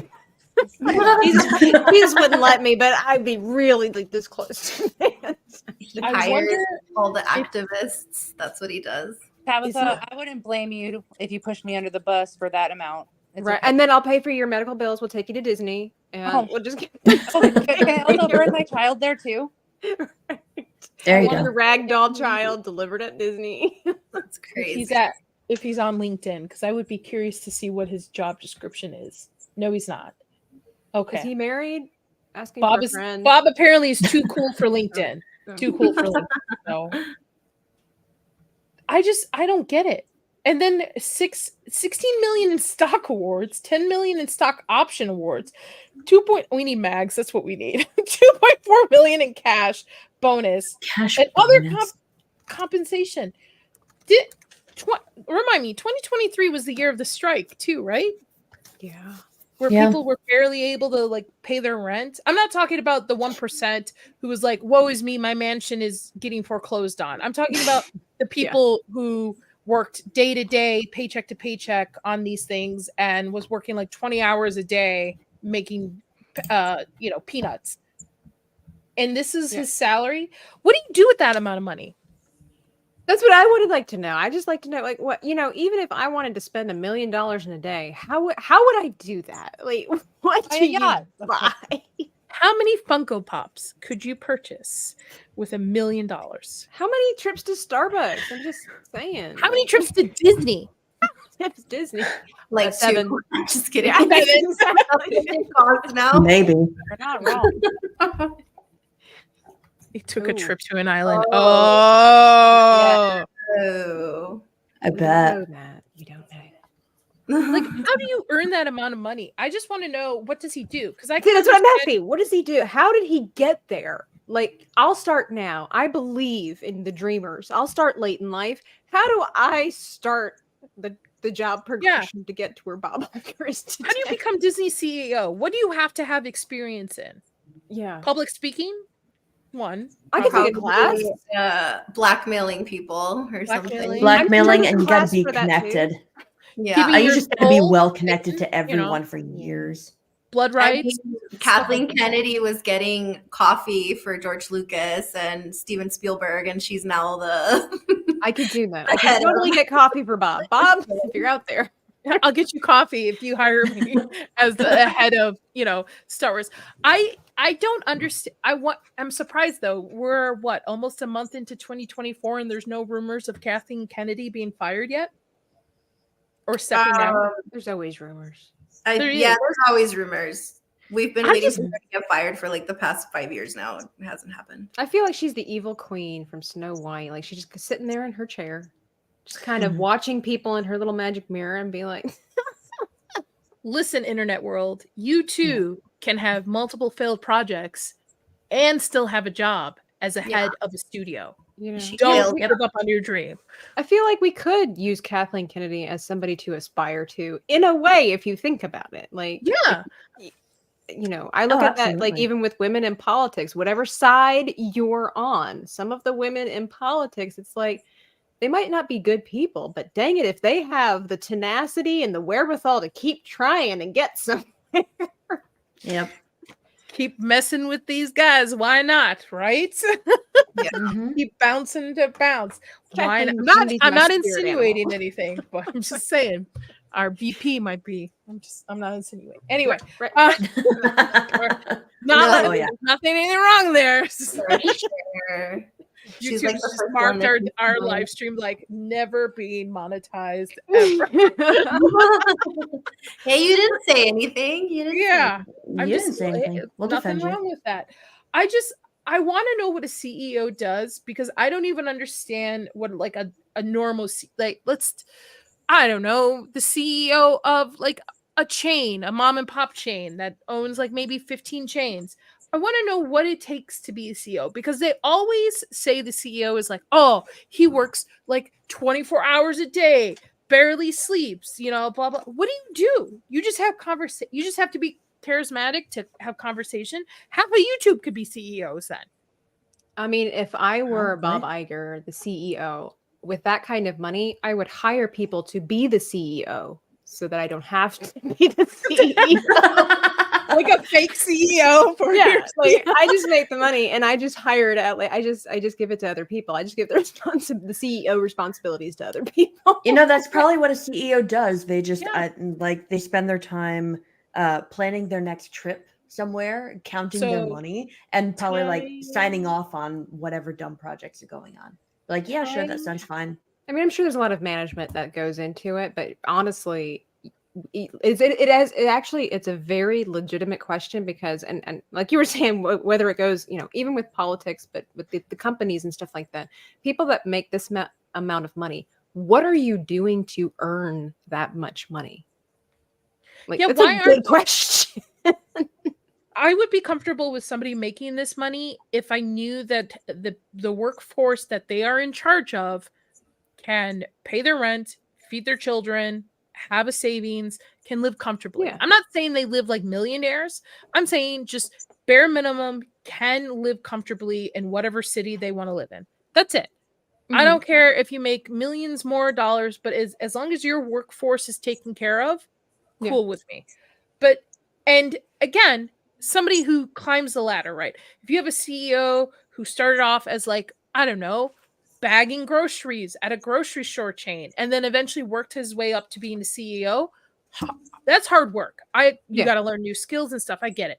But for somebody like this, I don't know Bob's history. I've never seen his resume. That's a good question. But 2023 was a bad year for Disney. You could be pro Disney on the side of pro Disney, but we all know box offices suck. Disney Plus is losing them money. Their parks are way too overpriced, too expensive. I don't know who is able to afford to go to their parks nowadays, especially in this economy. So how are you able to sleep comfortably at night knowing that you've hit like millions of dollars for the salary, but you have like cast members who live out of their cars, who barely make anything, but they believe in the Disney dream. And the only solution I've come up with is he's a lizard person. You were I that thought woman the on the joke was plane, gonna weren't land you? a little bit better, but Yeah, I was just Sorry. like, I was like, she's referring to that woman on the plane, isn't she? Yeah, not you're real. not real. Well, I was just gonna Okay. say, it's like you're the one who said that, you know, you hear about CEOs, they don't sleep, they don't do anything. Maybe he doesn't. Maybe he is. There are some people that are burdened by the success that they make, but they're so in love with credentials, attention, and money that they won't do the right thing because it could cost them the comfortable living that they do. So it's possible that Bob over there, maybe because he doesn't, I mean, makeup will cover a lot of crap. So maybe he has, maybe he's not sleep. I mean, he might not be sleeping that good at night, and he's just there. I mean, look at that. That is the face of somebody saying, I'm dying inside. Yeah. Well, I mean, he came back. He retired, and then they fired his the other guy on a Sunday night at his Elton John concert, and he decided to step back. I mean, I'm sure he left Disney with enough money for generations in his family. But I think you're right, Tabitha. I think it's a hunger for power and entitlement, and like needing that title of CEO. And also lack of empathy. Like that's probably how he sleeps at night. Like there's so many adults that just can't empathize with other people. So like you're talking about, you have cast members sleeping out of their cars, you have people who can't support their families. These people don't care. They just don't care. As long as they are in power and they've got money, they simply don't care. But I want sorry. Oh yeah. No, one other thing, like Tabitha, you were talking about like wanting to know what are the qualifications of a CEO, and it just made me start thinking, like, you know how we've had in the past, like, oh, show your birth certificate to prove you're from the United States, or oh, show your tax forms or something. Can we have a thing where people have to show their resume? Like you have to show your resume to see how you were qualified for what position. I guess that steps into a lot of traps for different things, though, like small businesses and whatnot. It's like anytime you give the government the opportunity to snoop, you know, they're not snooping already. I know, but this would be like us telling the government, could you please have other people we want to know, you know. It's like, I get it though. Like I guess also I think a lot of it is also because it's a sore spot. This, like, Disney is so, I was talking to somebody recently about this. I don't know how it is for other people in different parts of the world, but I know for America, Disney is American culture. It has been for decades now. I mean, literally could go down the street and say, who's your favorite princess?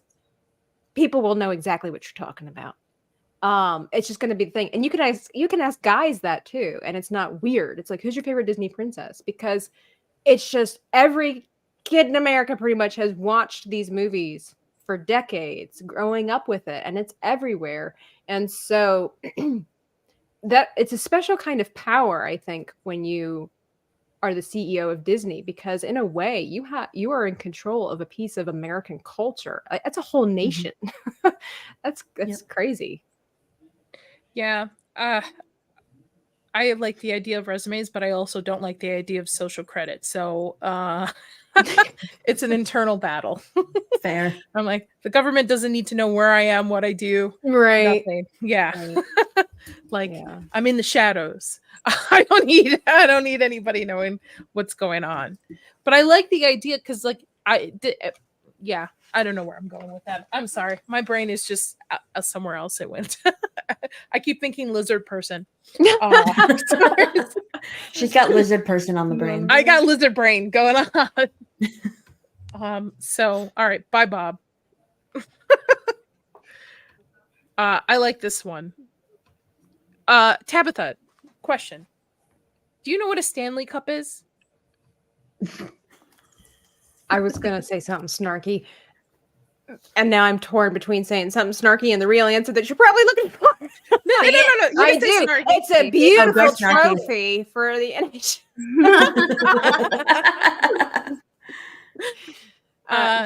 No.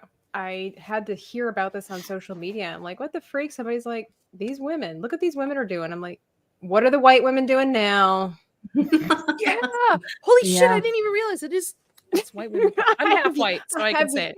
I have yet to see a black lady holding with her pride a Stanley Cup. listen, this is my knockoff that I got for free that I stickered. It's not a real Stanley. It's loose. The handle's loose. But you know what? It does this deed. It gives me, it hydrates. Hydrates. Right, it's a cup. That's its only job. But we're like fighting each other like it's the toilet paper of 2020. It is. On our last stream, we were discussing the fact that Target had people sitting overnight for their Target exclusive Stanleys. People were fighting over the Starbucks exclusive Stanleys, which after the stream I had to realize it's two different types of Stanleys. People are putting them on for thousands of dollars. I think I posted a meme where somebody had like 4 of them, was like, we'll trade for a 4-bedroom home. That's how much they're worth. It is so strange to me. So I guess because now it's the in thing to do. When I was in high school, we didn't really have an in thing. I guess it was like feathered clips in your hair. Like that's how you knew you were cool. So I guess now the thing is Stanleys for children to have. And I guess a mom says a 9-year-old was bullied at school for not having a name brand Stanley. But that's normal, to be honest. Not that it's a cup, but like it's normal to be bullied in high school or whatever for not having the latest craze. Like that's normal. I've watched over Christmas little girls upset because they get the wrong colored Stanley. They get a Stanley, but they get like a light green one instead of the beige pink one they want. So I guess this was the cup that they had purchased her for Christmas. They did eventually go back and purchase her a Stanley, because I can understand from this mom's point of view, it's not the point of buying her the Stanley. It's the point of like, when you have a child, you will do anything for your child. So if she's getting bullied because she doesn't have a Stanley, if you can make it happen, you'll buy the Stanley for her, because you don't want to see your child suffering. Because it's also a protective thing. And by the way, the cup that she got bullied for was something that the little girl picked herself. She picked it. She didn't want a brand name Stanley. She thought that the pink cup with the little whatever things that are on it were cute. It is cute. It's a cute cup. So she picked it out herself, and they bought it for her for Christmas. She took it to school, and the kids started bullying her because they told her that she had a fake Stanley. And by the way, her cup, as you pointed out, Lily, is an age-appropriate cup for a 9-year-old. Yeah, 9-year-old. Yeah.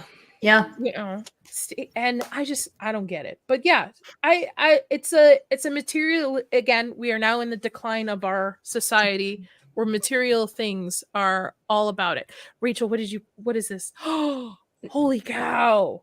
They're going for like hundreds of dollars. Oh yeah, no, I was looking on $40, eBay to be $94. like, well, we've been talking about how, people are like buying them and then trying, obviously resellers on eBay. I was like, I wonder how much people are actually trying to buy them for.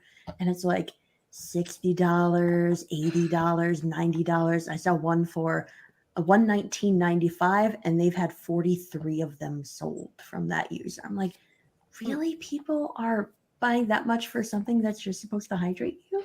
Really? I'm not gonna lie, one of these looks 110.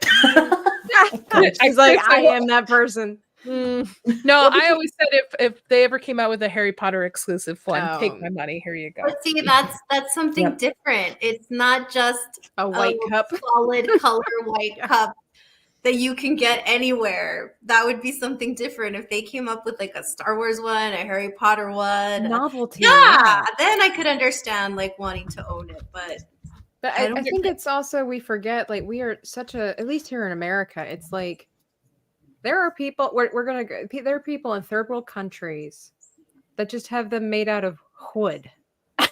It's just something bags. It's just something to get water from the creek to your mouth, right? And we're like, but I need 17 of these in different colors. Yep. Oh, I do. So I understand, because Lily pointed this out. I understand the collecting of the Starbucks cups, because Lily pointed out they have different textures, colors. I get it. Okay, so far.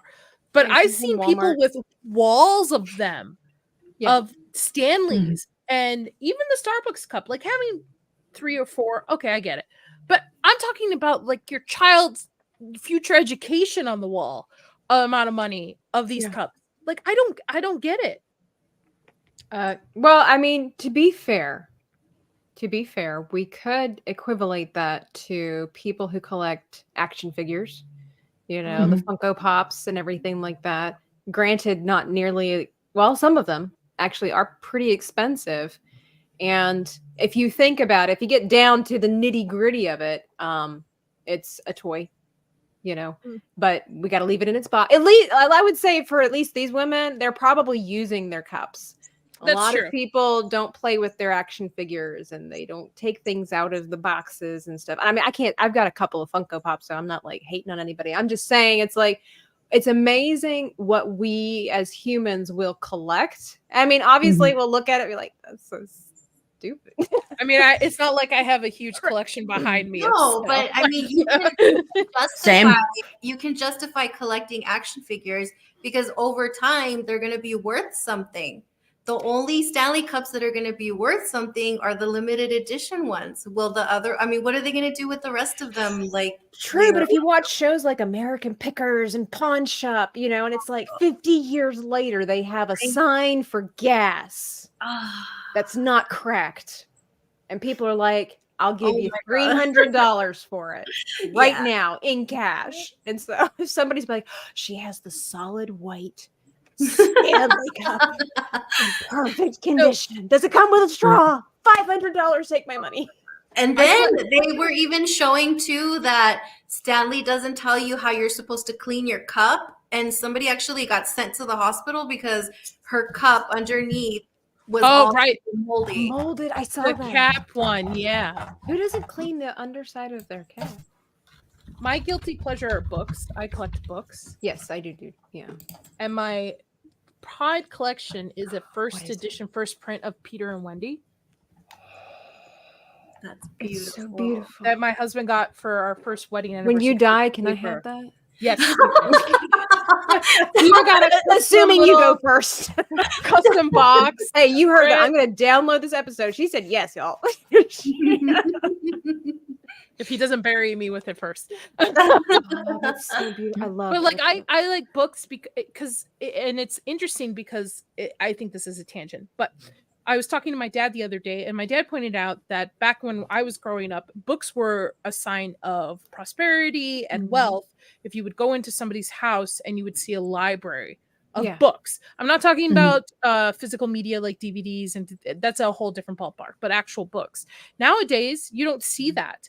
People don't read as much as they used to, or they have it on their Kindle or something like that. But we're more of a visual society now, where we consume everything by TV, movies, YouTube, and all that, which I think in some ways has helped, but in some ways has made us dumber as a society.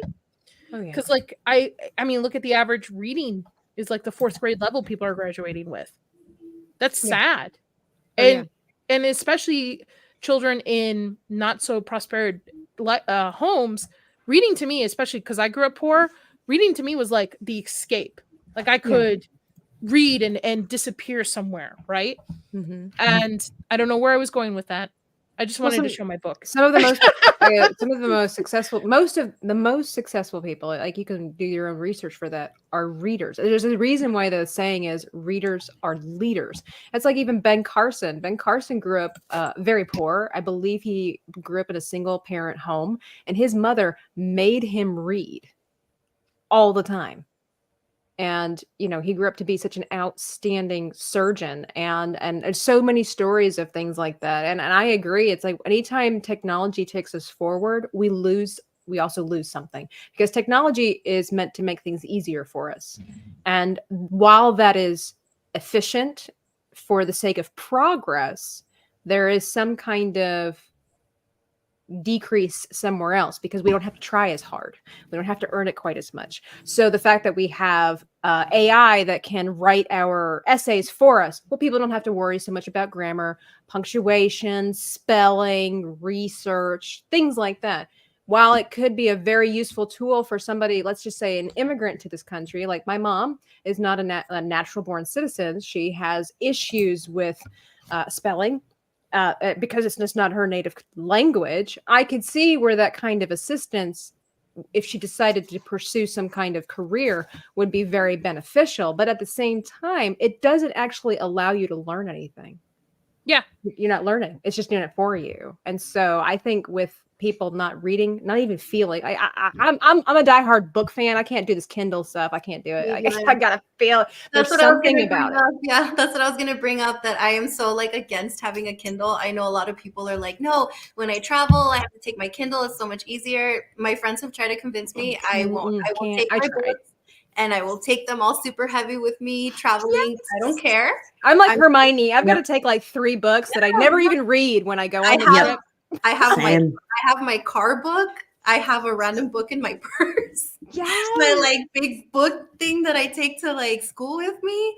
I have books everywhere too. It's just, yeah. And I always said that when I have kids, I'm not gonna let them read on I'm the same way. Listen, I you know what? We can timestamp it now. No, there will be no tablets in my listen, you as a parent, you do what you got to do, but I grew up reading. I read in the car, I read when we stopped places, I read on road trips. I'm like, if I can read, then my kids can read. I'm lucky that my husband is a reader. We're both big readers, so we have tons of books. My goal this year is to get through all my TBR that I physically own at the house. Like I have probably over 60 copies of books that I'm like, oh, that sounds good, let me buy that, put that on my TBR. I like my Kindle for my fan fiction because it's the only way you can read it. Because those aren't real books anyway. Yeah, but but I'm with you guys. Like I need to smell a book. I'm weird. Yes. I need to like feel it. And I don't even like small paperbacks. I like a big hardcover. Hardcovers. Yes. Yes. I hate dust jackets too. Why can't they just make hardcovers beautiful again?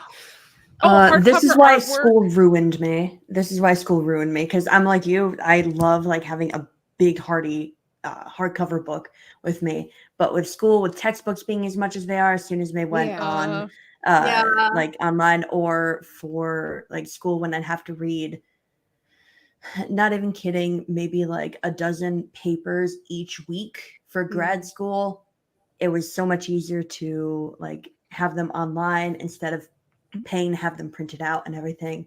It was for sure awful. So that got me reading like academic stuff. I keep, online, read that wherever, but just a regular story, have my books, love them. I will also like dump 3 or 4 in a backpack, plan to read them. Like, okay, well, maybe on this vacation, there would be like one day when I don't want to go out. So I'll just stay in and read. And it almost never happens anymore. It never happens. But see, that's a perfect example of the balance where it's like, it is beneficial. Obviously, you don't have to lug around these textbooks and pay quite as much money and all this stuff. But then it's just like, I need to touch it. I don't learn as well online, to be honest. When I read, there's something I learn better when I have it in my hand. My husband. I get distracted. I like to read online for like academic stuff and textbook. Yeah, like for textbooks and things, I'm fine reading online, but I have to take notes by hand. I cannot like type up notes. I have to do notes by hand. That's how I'm gonna learn. Because that's easier. It's impossible, like you said, like all that academic stuff. Do you think I'm gonna take like 20 million books with me when I'm at the clinic trying to see patients? Yes, it's on my phone. If I'm gonna I'd also rather pay like $60 for the ebook version rather than $200 for the hardcover version. Yeah, and that makes sense because college is expensive. The apps are easier too, because all of that stuff is quick for you to look at it. Because we have things that are like guidelines when we see patients, and like, okay, if they come in with this, here are your guidelines that kind of guide you to what you're supposed to do with them. That's easier to have it in an app because you can look at it and you can scroll through it and it breaks it down for you very, very easy. So yeah, I'm not going to have my like big old gigantic books, but when I get home, I'll be like, okay, well, let me look this up from my book that I'm actually reading so that I can actually know and not take the little shortcut of what this app is telling me. Well, because people think it's just about the reading and they forget everything that else because I mean, I know people have the argument and to each their own, but when it comes to, they think that reading a book is just about reading the words and reading the story. It's not, because it's little things, but they all add up to the life experiences that make us who we are. So of course, with a Kindle or an iPad, you have to be responsible. because it's expensive, take care of it. But you have to be responsible with the book. You can't just put it down any certain way. You have to be careful of the binding. You have to make sure you find your page. You locate things. It's sight words. You can't just type it in and be like, what chapter was that? Let me type this in. Oh, it takes you there. You flip. There's just something about the mobility that goes along with it. And even with taking notes, like, yeah, you could take notes in your phone for whatever you're studying, but then you're not working on your penmanship. You're not maintaining the muscle structure of your hand. It's little things, and people think that's not important. But it's these tiny things that are actually contributing to, in my opinion, the downfall of society in menial ways.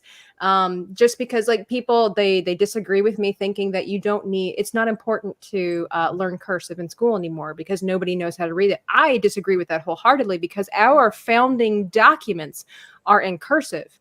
And if you don't let children learn cursive, and to me, it's about control, because it's like, if you don't know what our founding documents say, and sure, you could look it up online, but how do you know they're not changing that? You know, the whole conspiracy. But if you don't know cursive, you can't read our Declaration of Independence.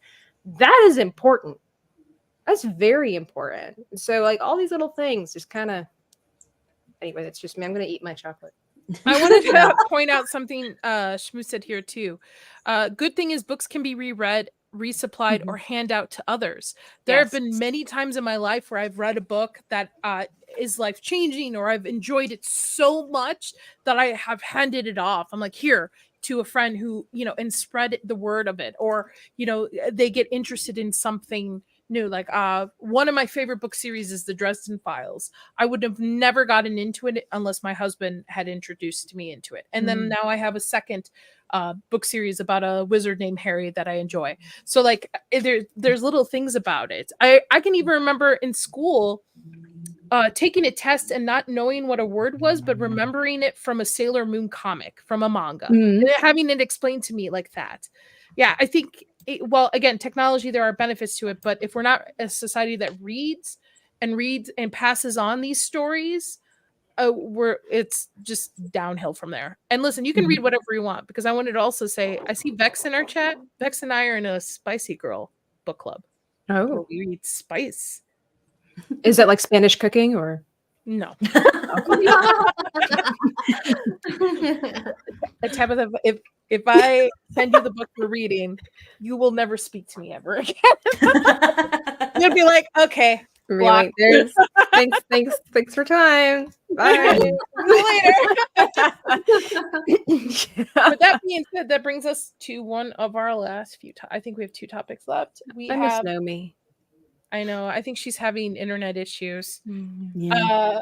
The Sopranos creators addresses TV show getting dumbed down for modern day audience. I remember a couple months back, because it was a topic that was brought up on another stream I was on, how people now watch movies on TikTok, where they'll watch like 10 minutes of a movie, and then they'll go to the next TikTok on the page and they'll watch the next part of the movie. And they just basically get the more climactic parts of the movie and they know it. So I guess from my understanding, the cliff notes of a TV show. Yeah. Wow. I have never seen The Sopranos. I know it's a shame. It's a shame. I've never seen it either. Everybody's like, it's the best. But then I mentioned The Wire, and then everybody goes, that's the best. And then I mean, I've seen Breaking Bad. I think that's great. True Detectives is great. I don't know why Game of Thrones is on here. Get the fuck out of here. So I guess because it was good until they ran out of books to base it on. Or writers that gave a duck. So I guess they're dumbing this down, because I thought I read somewhere that they were also putting each episode on TikTok as well, but like a cliff notes of the story. I don't mind that for when I'm doing podcasts and I'm running behind. Like when I used to be on a stream called Inside the Booth, I used to do that regularly until I just couldn't anymore. And sometimes I would run behind in my busy schedule, and they're like, "All right, have you seen this movie?" And I'm like, "No." So I search on the internet for literally like the cliff notes. But that's only because I was running behind. I don't do that if I actually want to watch a movie. I'm with you too. There's some movies that I'm interested in, but I'm not interested enough to put the 2 or 3 hours into it. So I have a couple people I follow on YouTube that will break it down, and then I like it. Or TV shows. Like I'm never gonna go back and watch Lost, but I kind of want to know what's going on. Yeah. So I'll watch. There's a really great YouTube channel called Recap and Chill. He's really good at breaking down different seasons or entire series of shows. Highly recommend him. This is not a sponsorship. He doesn't know I exist, but I highly recommend him. He's great. So like if you want to watch that, but I'm with you. Sometimes I'm like, I don't want to put 8 hours into a show. I just give me the highlights so I know what I'm talking about, and we'll go from there. And he kind of goes into what Tabitha was saying earlier, that all of these TV shows now are like 8 episodes and they don't really give you a chance to flesh everything out. All of these older shows had like 20, 25, 28 episodes per season. And now you're telling me that you can't do that? You have to break everything down in like 8 episodes? It just... that's a Could you imagine if they did that with Friends? Friends would have been 2 seasons long. I'm actually starting to watch Friends for the first time really now. Good argument, and that's why we have all of these shows that suck, because they have to dumb it down for the audience because people don't understand. And he says that like The Sopranos, this generation, like Gen Z, whatever, does not have the patience to actually get into this show and actually understand what they're trying to tell you with this show, because they just want like 10 seconds. Give me what this episode's about. I don't have time to actually get into it. And he makes a really good point. That's why we have a lot of TV shows that are awful, because like thankfully our generation grew up with really, really good shows.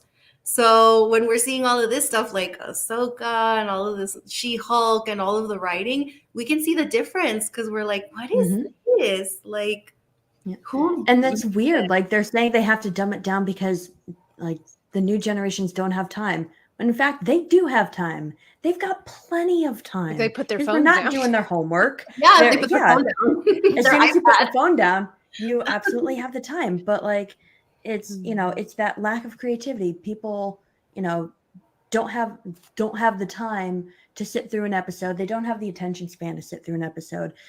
But I also think the thing of like dumbing down from the audience is very much only the tip of the iceberg. It is being used as the coverall excuse, because you just have bad writers. They don't know how to flesh out characters. They don't know how to expand out a story. They're not using their budgets wisely, so they're not like going to locations anymore, or seeking out locations or characters, or listening to the audiences, bringing in new things, writing in new things. You don't even have good actors who can improvise and like actually emote anymore. Looking at you, Kristen Stewart, but like people can't. That one annoys me so much to this day. What, the fact that they chose her for Snow White, or Twilight, like Twilight, Snow White, everything. But yeah, like all this development is completely lost, and so that also contributes to why people aren't sticking around. They don't, want to watch. Like, imagine if the same people who are writing these like 8 episodes, who don't know how to fill in even 8 episodes, now had to write 25 episodes. Oh, man. Imagine how much of a slug that would be to get through. Yeah. So I can understand it. It's weird because it's a weird dynamic, because of the fact that I think we can safely say that entertainment now shapes our culture.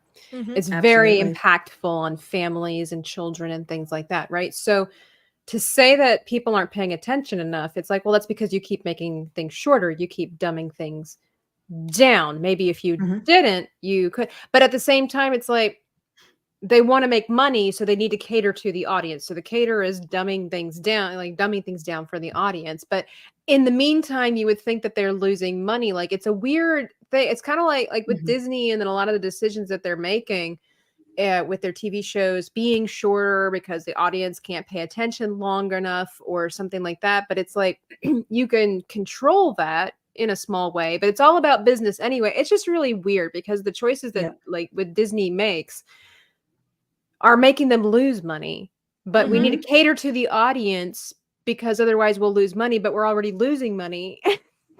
It's like it They doesn't can't make take sense. feedback. They simply can't take feedback and be like, yeah, we're losing money, so let's go even harder on this thing that's losing us money. I don't Maybe it'll understand reverse it. itself. Yeah, I Yeah. really have not found a single person. I ask this all the time. I'm like, it's a business. We know that all businesses, no matter how wholesome they are, ultimately it's to make money.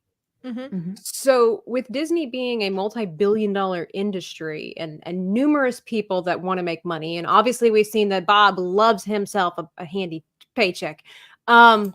It's like I don't understand this because it's like why not cater to the majority? The majority of people are willing to sit down and watch 22 episodes or even a 3-hour movie. The fandom for Lord of the Rings, we didn't care that when he made The Hobbit, it was going to be 3 hours long as well. Like we didn't No, care. Mhm. We were like, yes, please make it 4. Why So stop at 3? well, I Yeah. stop at 3. This is a 6 fun hours. challenge. Why not? Yeah, Let's Oh, go. Frodo, let's go. So it's just like I just don't understand. It's like they're in this business to make money, but they're losing money, but they almost seem like they don't care that they're losing money, but they're trying to produce more and more shows to make money. Is the dumbest thing I've ever seen. Maybe they're the ones that need it dumbed down. They need business dumbed down for Yep. them. I don't think it's the audience that needs it dumbed down. Like you said, it's based off attention too. I am a big proponent of make movies shorter and make shows longer that at least are decent shows. Last year I really liked From. It's a small town, same producers of Lost. It was only like 8 episodes, but it was very fleshed out. It's 2 seasons. It leaves you on a cliffhanger. It was exciting. Blue-Eyed Samurai. Nobody saw that coming out of it. That was great. That was fantastic. I think that's also 6 or 7 episodes. Really great fleshed out story, left you wanting more. They're gonna have a season 2. So you can do short, like episodic, like 8 episodes, 9 episode shows. If you have the plan written out where you get the person excited each time they Yeah. sit down for an episode, not the same thing from episode 1, and then you're gonna finally get to a point in episode 4, and then you get another character in episode 5. Like actually know how to write. Actually just know how to write. I think the only successful one that I've seen so far out of what at least Disney's produced anyway with the 8 episodes is The Mandalorian. I think that is Yep. the only one so far that has somehow done that successfully, having shorter. But at the same, or kind of in reverse, it's like the BBC production of Sherlock Holmes with Benedict Cumberbatch. It was a very short season. Like the show did not last very long, but each episode was like 2 hours long, Yeah, an hour yeah, I and 45 liked minutes that long. one. Yeah. Why not do it that way? Like, why not? I don't think it has to do with how long episodes are per season or how long things. I think it's just it comes down to the writing. If you know Yeah. how to execute your characters very well, if you know how to world build very well, audiences are forgiving to a certain extent. Oh, yeah. If your writing is good, if your characters are interesting, if there's a connection to it. I'm not saying like I want to see a Middle Eastern woman, on screen. I'm saying like if there's a character that I feel sad for or happy for, Yeah. like if you know how to write that, people will go along for the ride. But Yeah. it's because nobody puts any time or effort or heart into their writing anymore or into the productions anymore. I mean, That's it's like why- Lord of the Rings. Like Yeah. it wasn't actually by the book in many ways, but Mhm. nobody cared per Yeah. se. Nobody on the mass, nobody cared because it was just well done. Yeah, well, I mean, even so, take a look at the Harry Potter movies. Okay. If you are a fan of the book, the Harry Potter movies are probably about 40-50% of what the books are. Okay. Oh yeah. But at the time, they were a good adaptation at the time for what it was, right? It still was a story from point A to point B. People who've never read the books could follow along with it. People who knew the lore and stuff, of course, had some issues with it, but it was still a good adaptation for it. Now, Yeah. will they be able to do the same thing with the TV show? Probably not. We're saying we're in that era of distrust. I know. Mhm. I hope so, because now they have per season per book to be able to flush out the wow. characters that you're literally given the play-by-play. Like, here's the play-by-play. Just Yep. put it on a script to screen. Cast your people well. That's all you got to do. and Potter fans will be there. But Here- yeah. Here's an example too of the fact that's like that Disney's not catching on to as well. And just realizing that with this TV show is the fact that the world, the social media world, hates J.K. Rowling for her opinions and her Yeah. views on things. And they're like, cancel her. And so far as to have horrendous threats and everything like that. Take her name off the book. What are you, stupid? But take her Mhm. name off of the book and all this kind of stuff. Yet this production company's like, we don't care. We're going to make a TV show and do it all over again and make it bigger and better. Yeah. Or That's how Hogwarts you should do Legacy. it. And Let's- yeah. Yeah. And they ignored all the crybabies, and you know that millions of people are going to watch that show. Why? Because we love Harry Potter. Yeah. Yeah, the potential is there. The potential is absolutely there because of what you're saying, Tabitha, because they're just like, well, we don't care about all the criticism of Rowling and everything going on. We care about the fan base. We want to make these. We want to flesh them out as much as we can. So the potential is there, but we're all so stung from years of bad movies and writing Rings of and Power. shows that don't even get me started. Yeah. I just saw some news about it. It's supposed to come out spring or summer of this year, season I 2, think- and I'm like, no way. Is anybody talking That's about the it? pinpoint, guys. I think that's the pinpoint. I think prior to Rings of Power, there were some problems with like Star Wars and other shows, but I think because they did Lord of the Rings dirty, so dirty, that that was the pinpoint of like, now, no matter what they announce, they could Yeah. be like, it could be good, or it could be a Rings of Power, like. Right, Yep. that's the staple or Yeah. the comparison and being like, well, it was okay. It was about as good as the Rings of Power. And to be honest, I mean, I love Lord of the Rings. I read the books. I have them, but Rings of Power, take away Lord of the Rings out of it, it still was a really bad written, boring show. It was Yep. just. I Yeah. found it to be a mediocre, like, yeah, if you take the idea, if you take, Tolkien and all this kind of stuff out of it, I found it to be a very bland, generic fantasy show. There were some elements about it that I was like, I don't mind. But it was basically a show that I have on in the background as I create my artwork. Yeah, Mhm. like you don't want to pay attention. You don't need the ins and outs. The Although details. Galadriel character got on my freaking nerves. How could you take one of the Oh, best characters in the book and the movie and make her the most annoying person in the entire show? As much as I tried to separate, like, Lord of the Rings and Tolkien lore from the show, I just can't. She was just a 'Cause bad it's so character. ingrained. She Yeah. she was She was bad. like the costuming. I could not get over how bad the costuming and the armor was throughout the so entire bad. thing. Like They had the a bigger whole like budget her than the riding movies.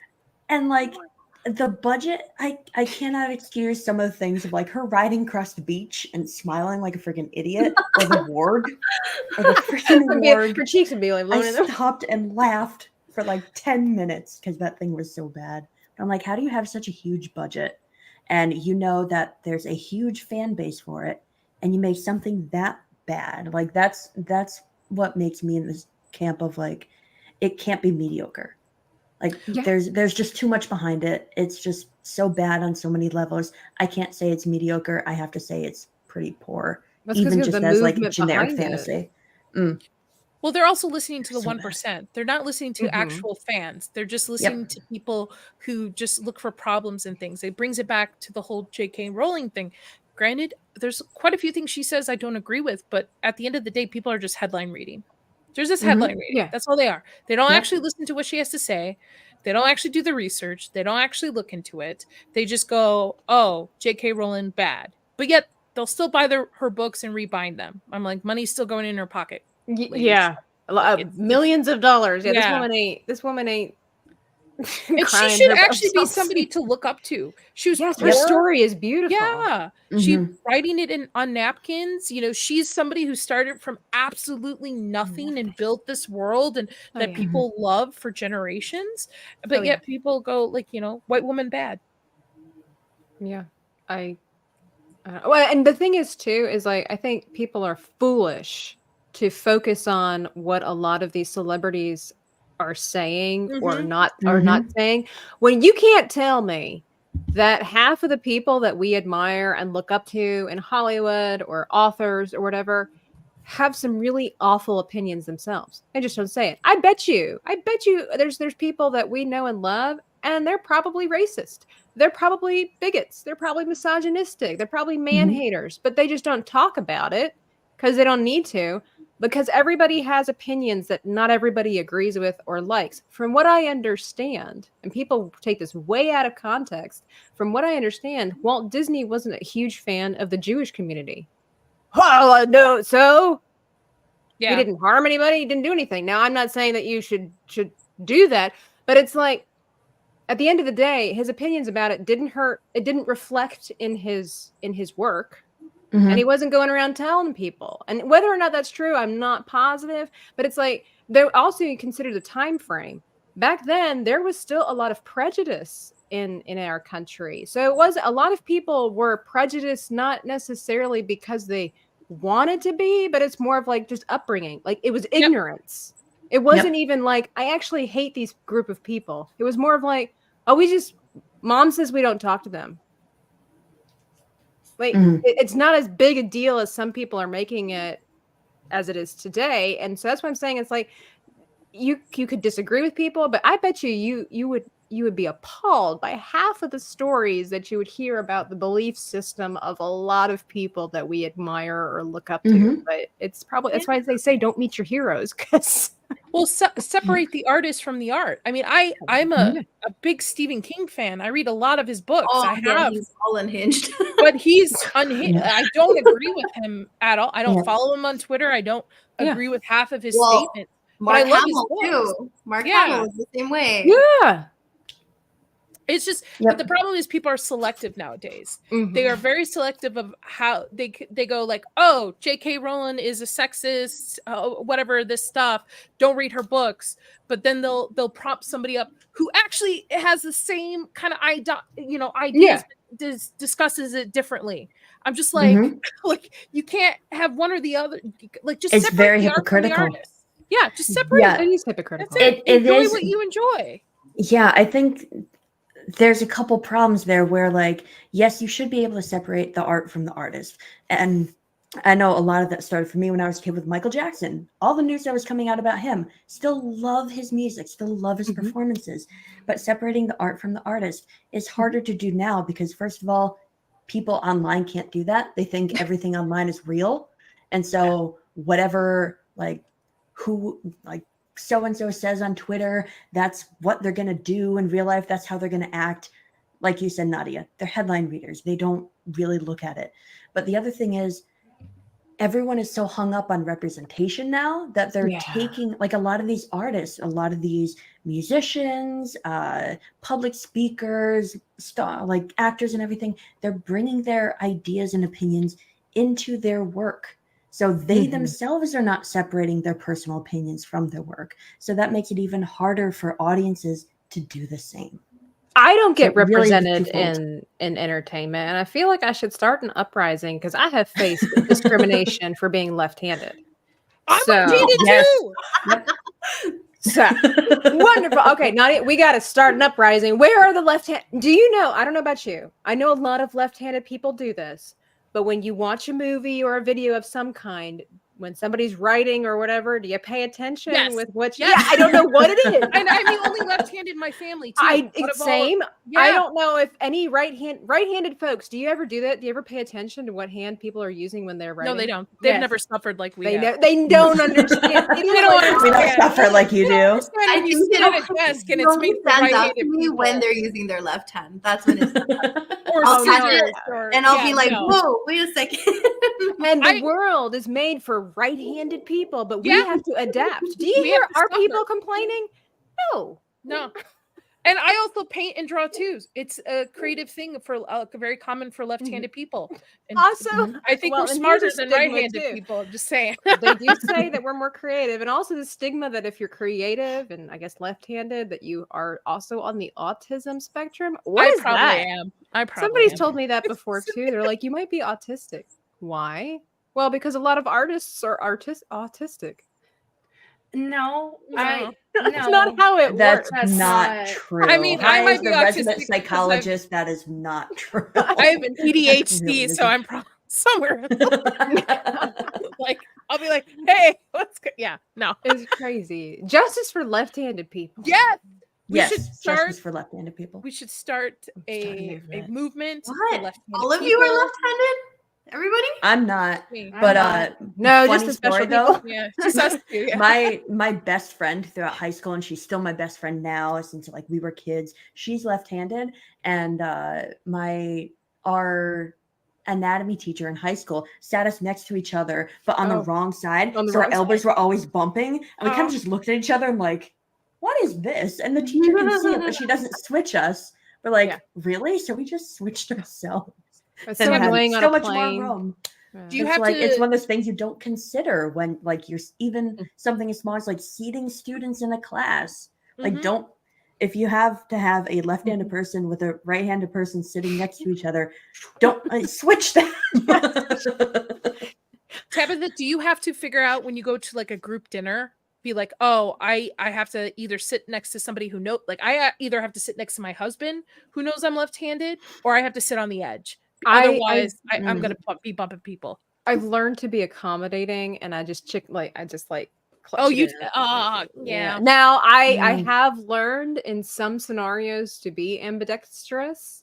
So there's several activities that I can do with my right hand, but sometimes because of that, I get confused. Oh, whether you left or right? I always have to hold. I got to be like, wait a minute. Okay, Yeah. turn I have left. to think about that. It's like after a while, it's like I bet.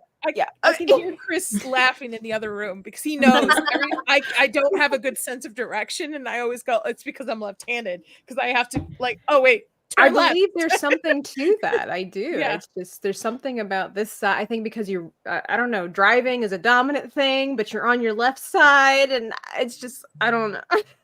It's One scary. day, our people will rise. we and will rise up. We will have desks that have the left arm thing for us. That Yes! There you go.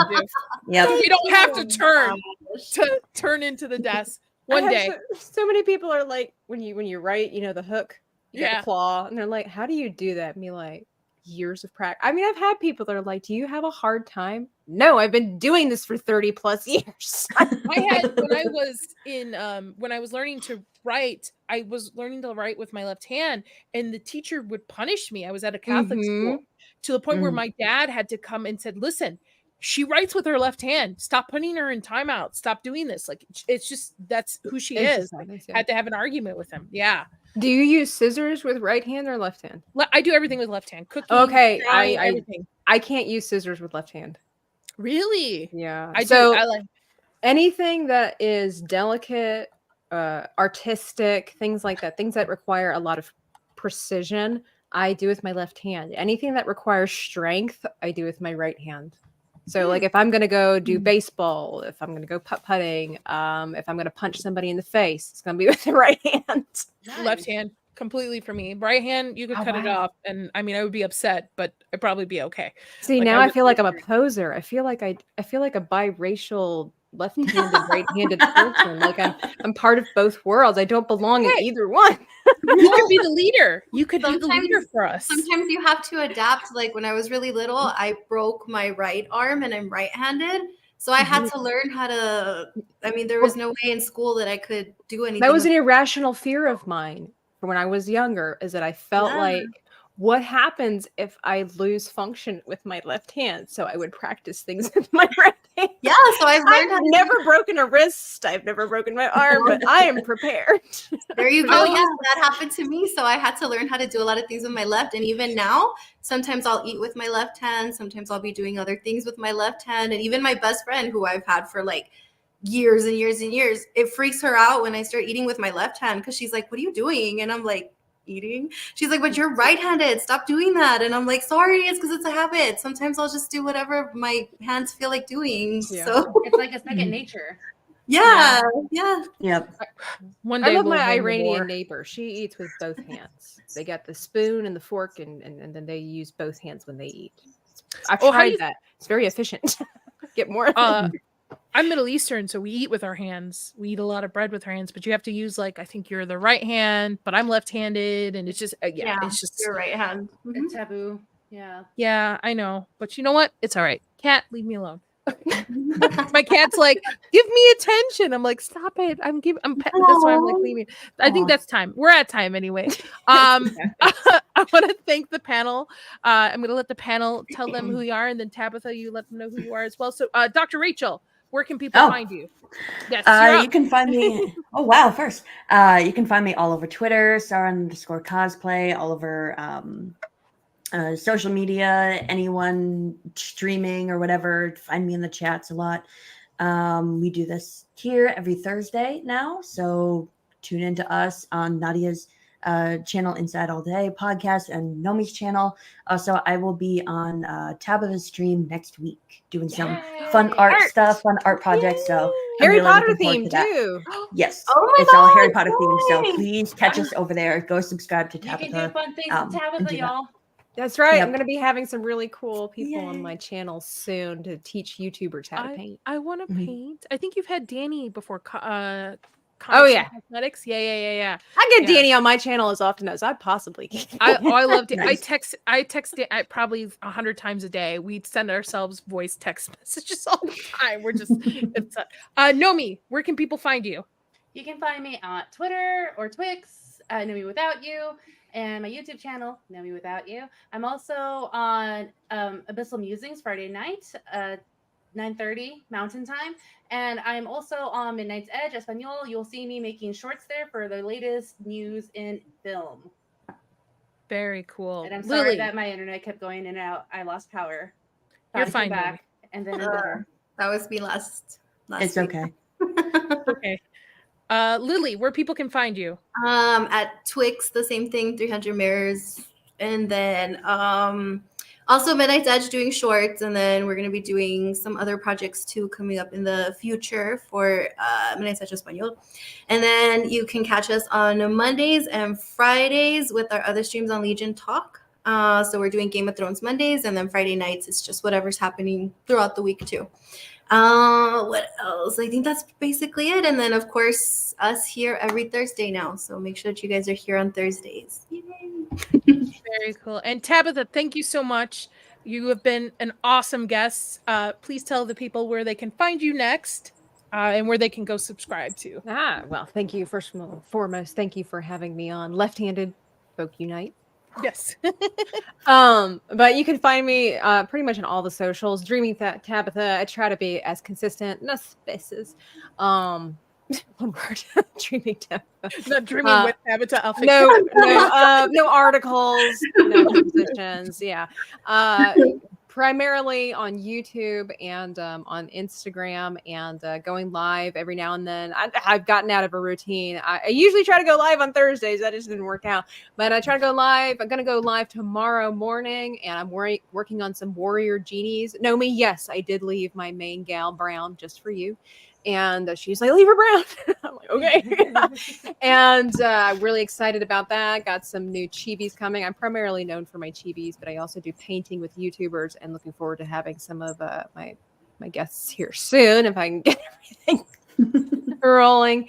And just trying to put out some tutorials and things like that. And yes, next week I'm going to be on Friday going to be having my art party. Going to have a whole bunch of other artists on YouTube joining me. Comics and Cosmetics going to be there. Dr. Rachel's going to be there. I'm going to have the Geeky Crochet there, as well as several others, and I'm super excited about it. And pretty much just a quick rundown is that we don't really know what we're going to make, and that's the whole excitement. That's the best part. I have a die, and the die will be cast, and whatever number it is going to determine the species, the origins, the occupation, and it switches every month. We do this once a month, and it gets really, really interesting. Last time we had to do a bored female gingerbread gal whose profession was a food taster. So Danny's was very disturbing when she did it, because she does face makeup, and it's all kinds of mediums and stuff like that. We also had a female lizard smith woman with green hair, and we get all kinds of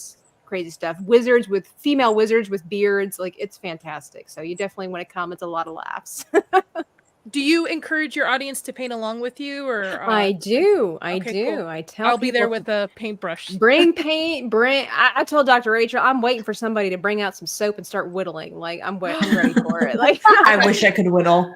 yeah, digital artists, traditional fine art, whatever medium you want. Actually had Megan Lee from Noob Reviews. She was going to be on the channel the first time I had it. Her power went out, but we did a troll. She actually made a troll out of origami and sent me a picture of it. So she did that while Aw. we were doing the show. Oh, that's so cool. That's so really anything. cool. Okay, cool. I will be there, especially yes, awesome. I want to get back into painting and drawing, so I will be in the chat and I will be following along with you. Oh well, then maybe we'll have to have you on for February's art party. So, listen. I'm okay. Not that great.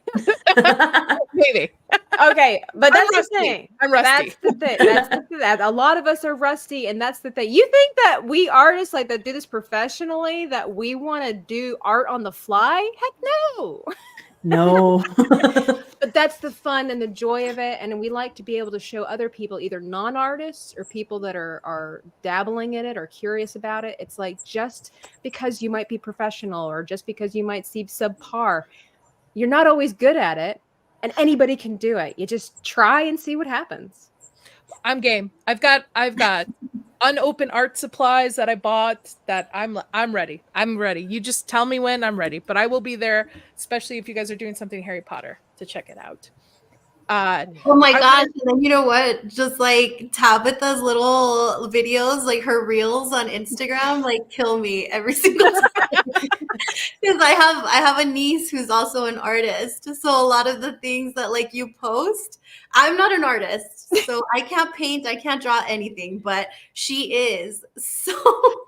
So anytime that I see like your reels and you're talking about this is stuff that she's talked about sometimes too, that I'm like, oh my gosh. It's a They're real thing. The hilarious. They're so struggle, the good. self-loathing. You just got to laugh at yourself and be like, yeah, of course I'm an artist. Of course I hate everything that I do. Of course I spent 6 hours on this project only to abandon it and start another one later. Oh yeah, Yeah, of they're course. so Of course. funny. Thank So you. that's awesome. I love that. I love it. Well, I want to also thank our chat and our mods too, Tomby and Smooth. Thank you so much for all posting the links. Everybody who's helped out tonight.